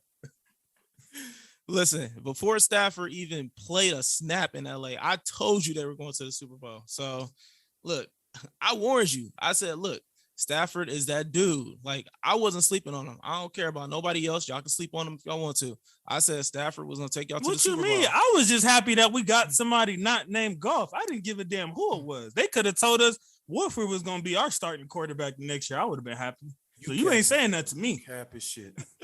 And shout out to John Wolford. He's from my city, Jacksonville, Florida. Shout out to the boy. Okay. But yeah, you cap as hell saying that comment right there, boy. I would rather have Wolford and Bryce Perkins as our starting quarterback before Goff. What you talking about? You didn't deal with what I had to do. I'll give you Wolford. I don't want to hear that. I'll give you Wolford, but nah, Bryce Perkins, you tweaking. And y'all don't win that Super Bowl either. Hey, it's better than what Goff was doing. So back to my point, if Stafford was winning Super Bowls or had a good team in Detroit, he would have had the same type of endorsement deals. He would have had the same amount of commercials as Pat Mahomes. That ain't true because he was Aaron getting that Rodgers. before he didn't win Smith, and he was still getting that type of love. And he would have been getting more love. Goff wouldn't have been as popular as he was if he was anywhere. Not Goff. Stafford. Hey man, y'all are really delusional, man. And Isaiah, I'm ashamed of you. Ain't your roots in LA? That's fine, but I'm not completely delusional to stay in that bubble. You are delusional to sit here and act like LA is not a different market than anywhere else on the planet other than New York. Did I not say? I didn't say that. I did not. Nobody said that. Nobody said that. What? Eugene, you didn't say that. I didn't say that. What was said was. You know this is recorded, right? Yeah. And I want you to watch it. Okay, rerun it, play it back, rewind it, fast forward. What was said was Stafford would have the same exact notoriety that he has right now if he was to win in Detroit. Right, which is basically saying that there's no difference of him being in Detroit and LA market. Right? Which quarterback got more notoriety right now? Lamar Jackson or Matthew Stafford?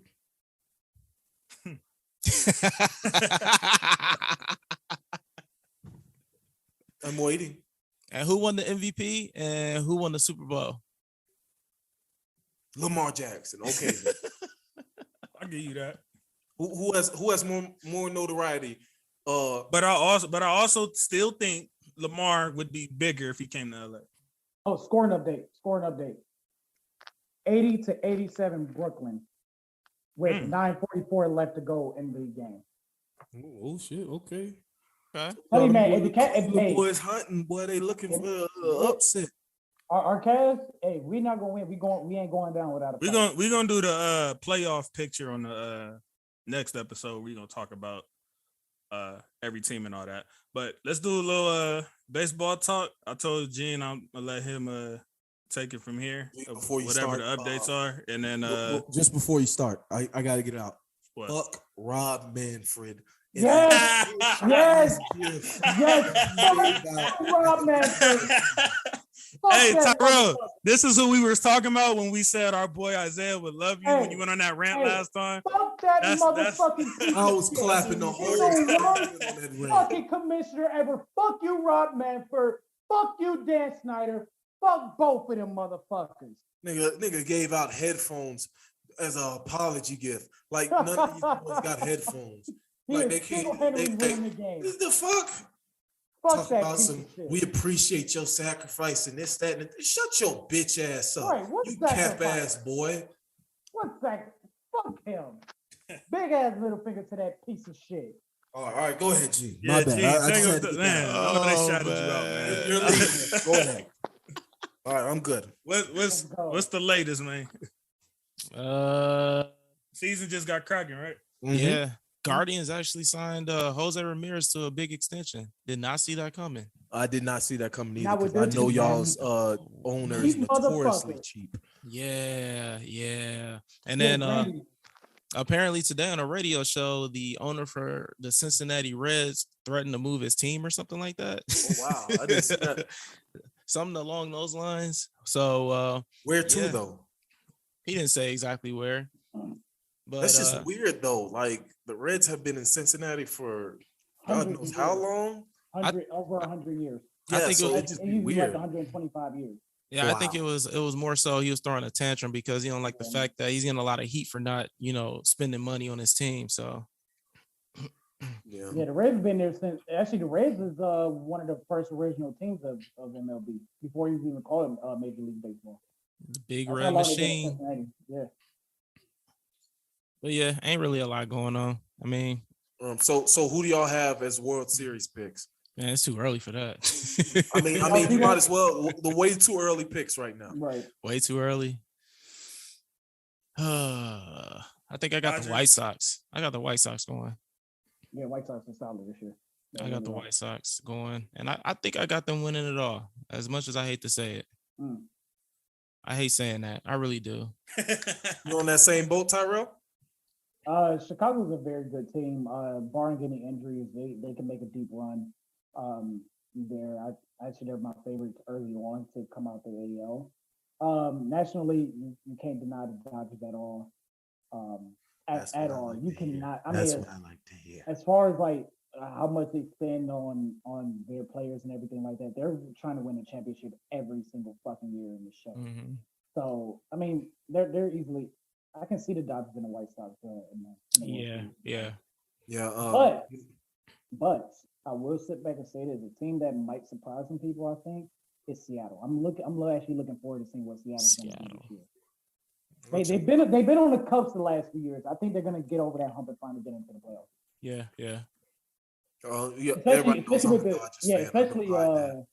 Especially with the new format this year, with them going to like an NFL type format. I think Seattle gets into the playoffs. By the way, I wonder if y'all see this real quick. Do y'all see that? I could barely see it. I can't see it. Yeah, shitty ass screen. Anyway, Rams in contact with Stephon Gilmore. Who is? The Rams in contact with Stephon Gilmore. Just broke about half hour ago. Get it done. Every team's been in contact with him. I don't care. Hey, y'all need to worry about keeping AD. Hey, our contact is different, sir. Ooh. Anywho, back to baseball. I bet. We'll see you this season, like I said. But I'm a Dodgers fan. I don't hide that. It's been championship or bust. Like you can't spend this much money. You can't go out and get these big name players like Freddie Freeman, Mookie Betts, and stuff like that, and be happy with just making the playoffs and getting to the NLCS. Like you have to win the granddaddy. Who you think coming out the other side though? I'm in the AL. Like I said, the White Sox are looking pretty good.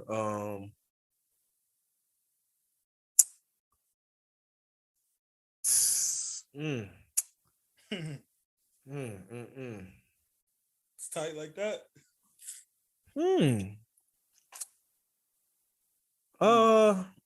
Either the White Sox or I think the Yankees could possibly make a run.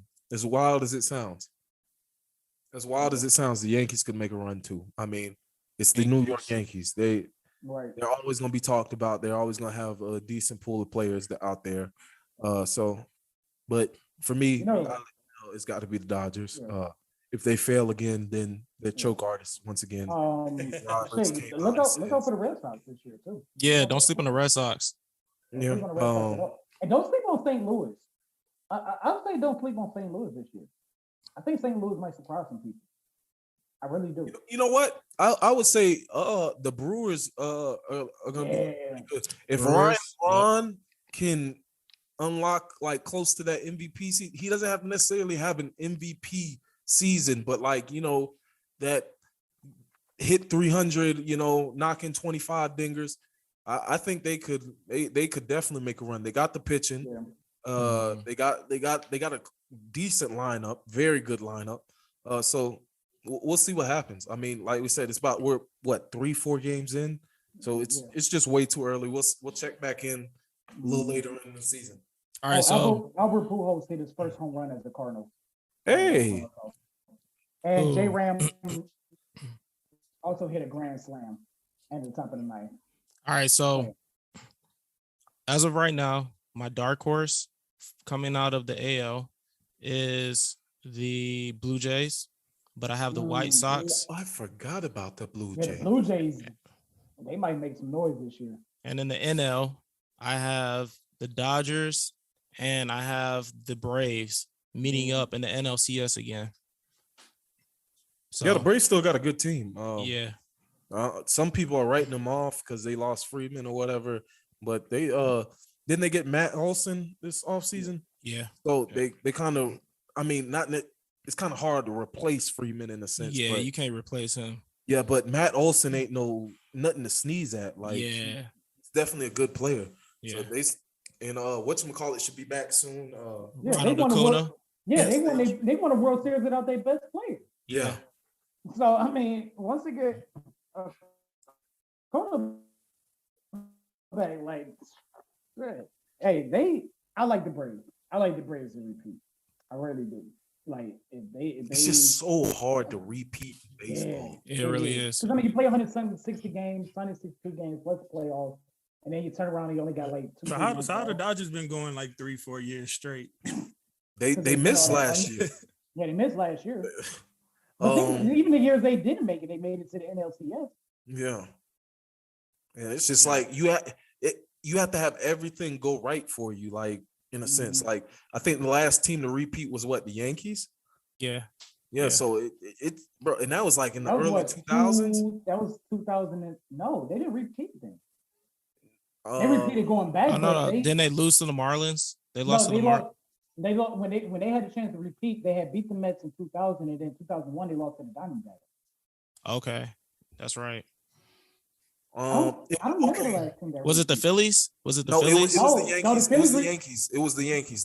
They three-peated from 1998 to 2000. Yeah. Okay. The Phillies repeated going back. It was the same thing. The Phillies beat Tampa, then they went back the next year and lost to the Yankees. Okay, gotcha. Last World Series. Okay. Yeah. But even like if you look at the Giants' short dynasty that they had, like even the Giants didn't repeat. They just went. Yeah. Like they won a championship in 10, sucked in 11, won a chip in 12, sucked in 13, and then won a chip in 14. Yeah. Like it's hard to, and I can't blame them because you only get, if you're playing deep into October, early November, you got December, January, and parts of February before you're right back into the swing of things. Yeah, absolutely right. That's why, like, if I'm the Guardians, I'm sorry, I know we started to sign J Ram to that 5-year deal. I still say blow it up. Listen, don't sleep on the Guardians, man. Don't sleep on them. Look at Well, Quan, man. They got that. Yeah, that's what I'm saying. Like, Look at if he can continue to play like that, we got 2 stars on this team again. Owen Miller is another one, man. He's another young guy that's coming up. I'm not sold on Miller. I'm not sold on Miller. What about Bobby Witt Jr. out there in KC? He's looking pretty good. Yeah. I like Bobby Witt. Don't be surprised if KC surprises some people this year. Like, their farm system is starting to come together this year. They champion. It may not happen this year, but especially next year, that championship window is about to start opening up again. That's why I'm like, if I'm the Guardians, just blow it up.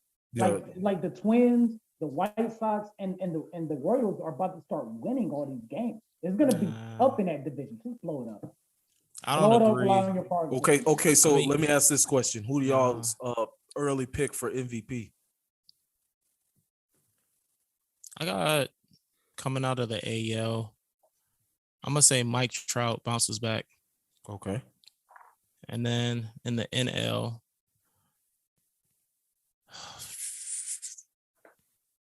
you know what?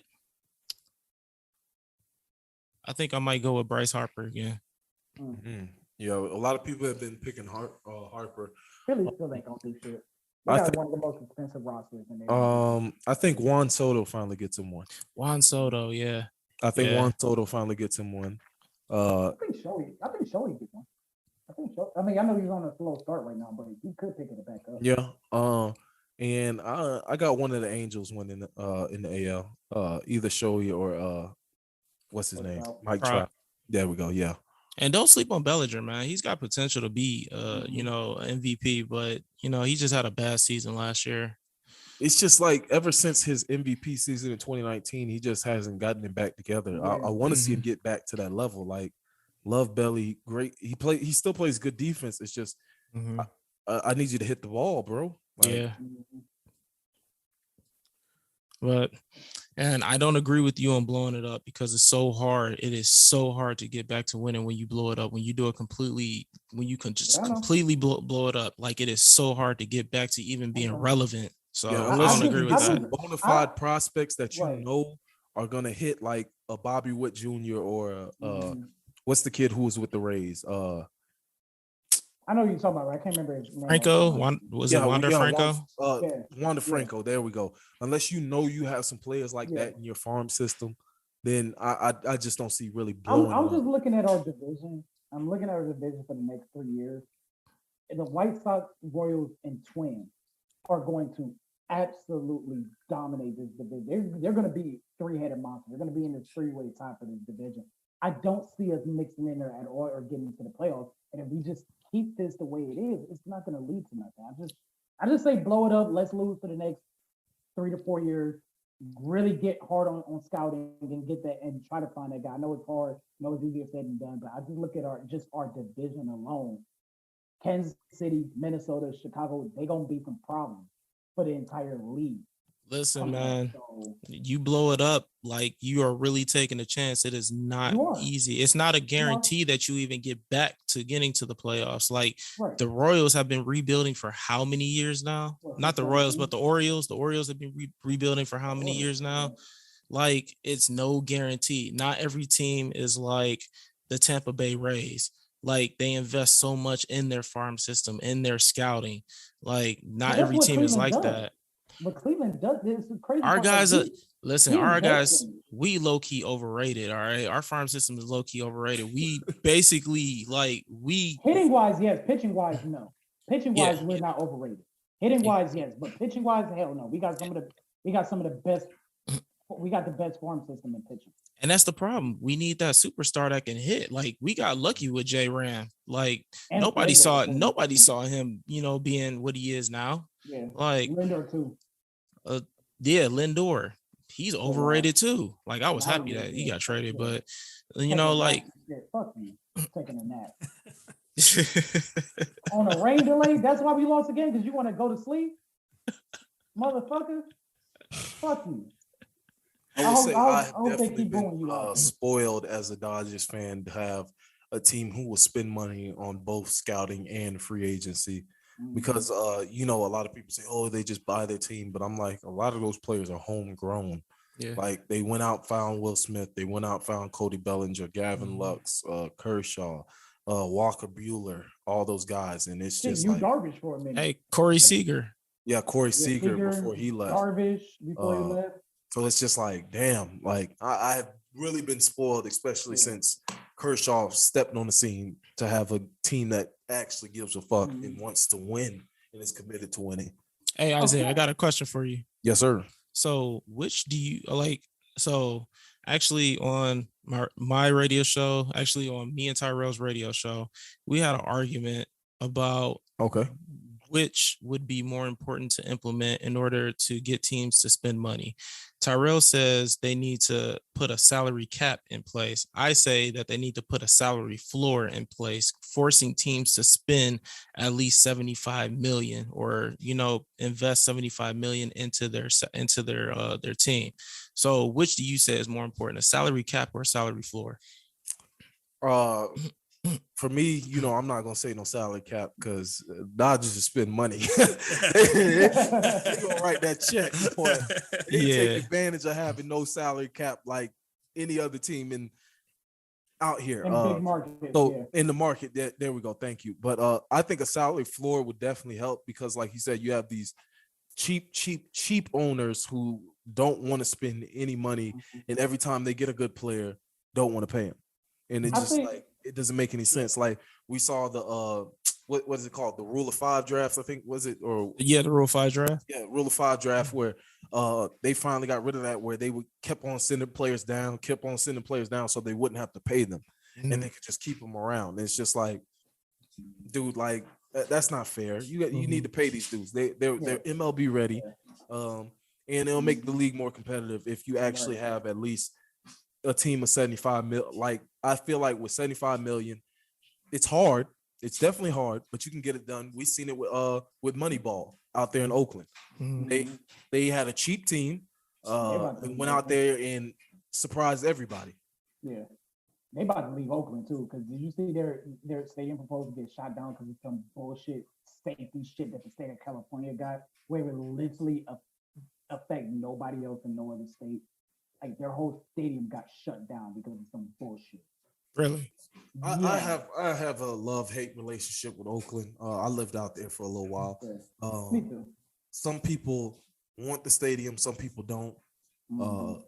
It was the same thing for the Raiders. Man, the Raiders they already snatched they snatched the Raiders and the Warriors away. So and people are like, oh, fuck the Raiders, they just left us high and dry. And it's like, bro, you realize Town Hall is the ones who are like, fuck the Raiders, y'all aren't getting the new stadium.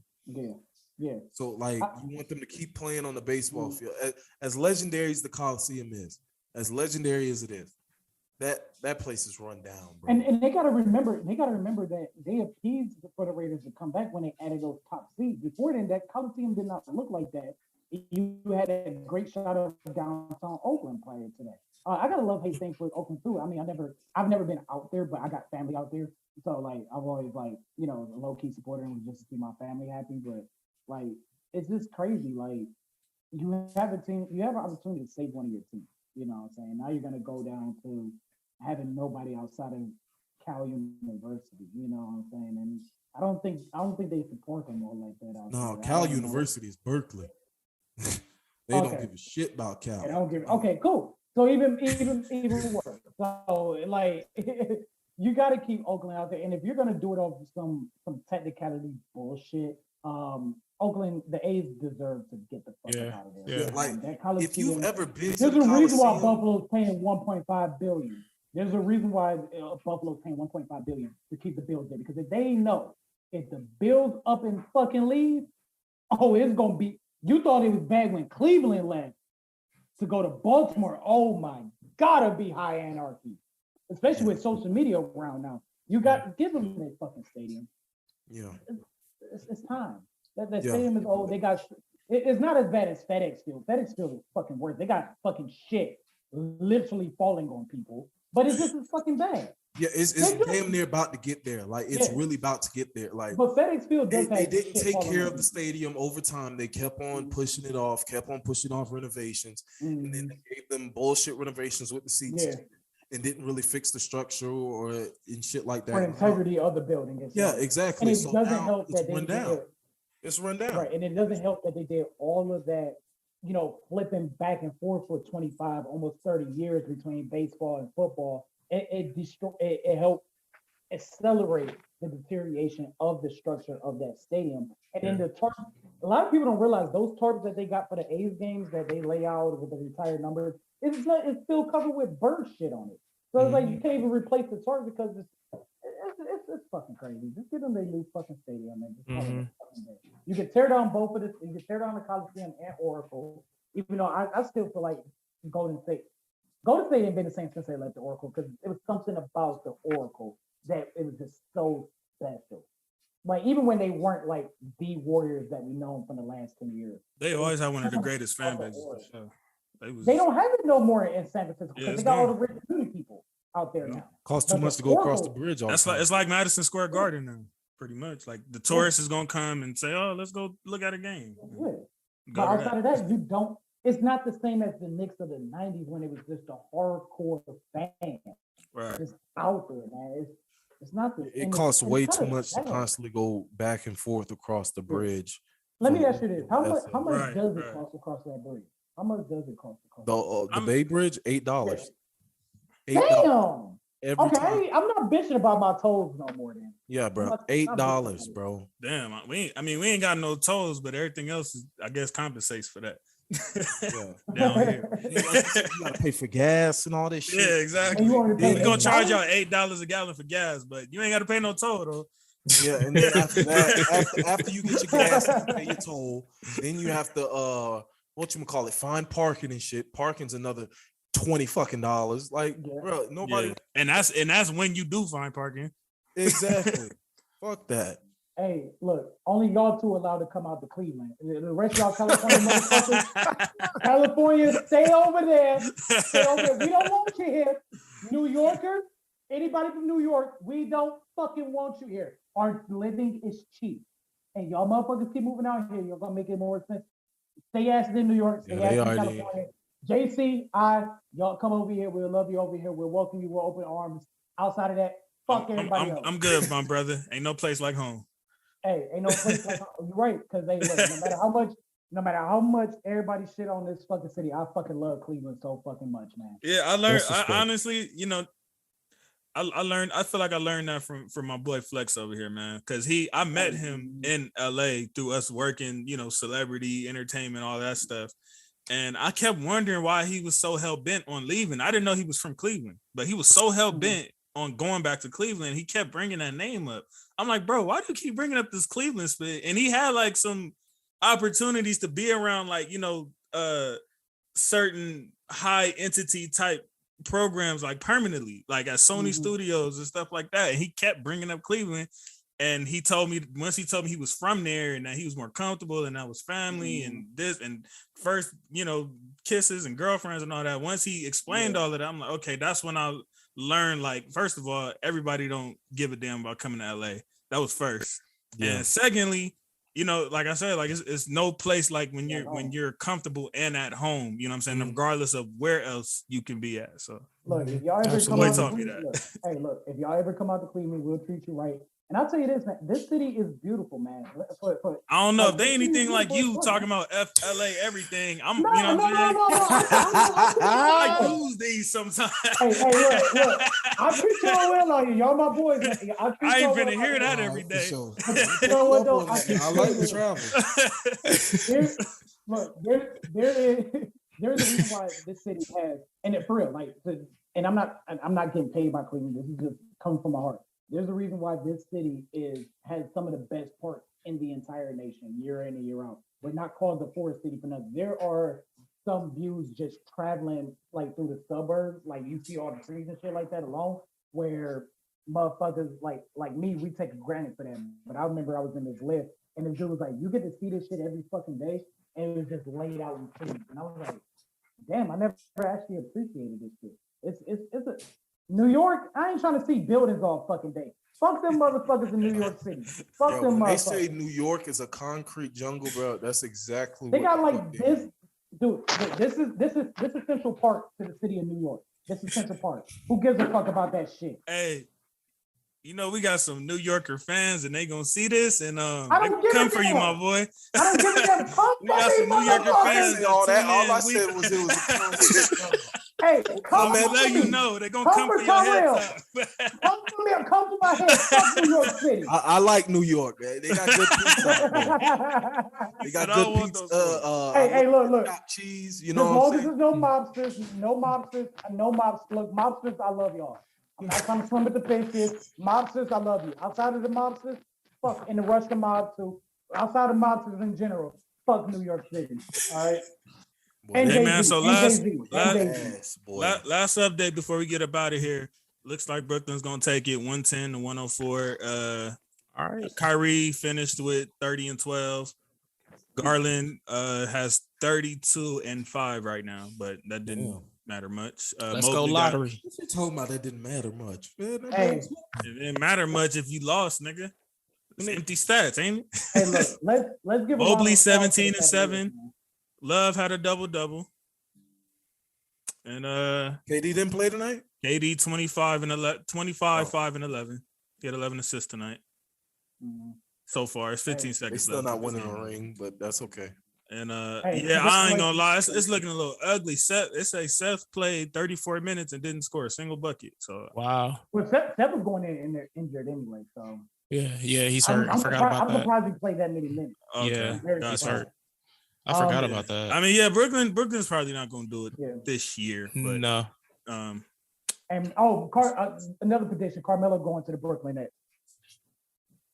In the offseason, Carmelo's going to Brooklyn. Mark my words. Doesn't matter to me. Well, I don't give a fuck. They could have had him this year, to be honest. Right. Hey, look, congratulations to the Brooklyn Nets. Look, Cavaliers, y'all did y'all thing way more than anybody else expected. Let's go lottery. Let's go lottery, man. Let's continue to build on this. Y'all hear it right now. I'm about to say it right now. Tyreek Eason out of LSU or Patrick Baldwin out of Milwaukee State. Calling it. All right. Mark Jackson, next head coach. I think we hit a milestone today for the 10th episode. I think this is our longest yet. Like I said, I have to see it, but I'm pretty sure we're either a little under or over 3 hours. So I think this is our longest episode yet. I appreciate you, my brothers, coming through once again. One more time. You said what? Is ass. I have to say that one more time. Eminem is so fucking garbage. Will always be garbage. Hey man, like I said, we're on all directories now. Apple Music, Spotify, Pandora, YouTube. Just type in All Grind Sports and we there. I'll have everybody's Instagram or Twitter handle on the bottom of everybody's name or whatever. And yeah, thank y'all for tuning in, man. Appreciate y'all. Appreciate you guys. Embiid for MVP. Jokic for MVP.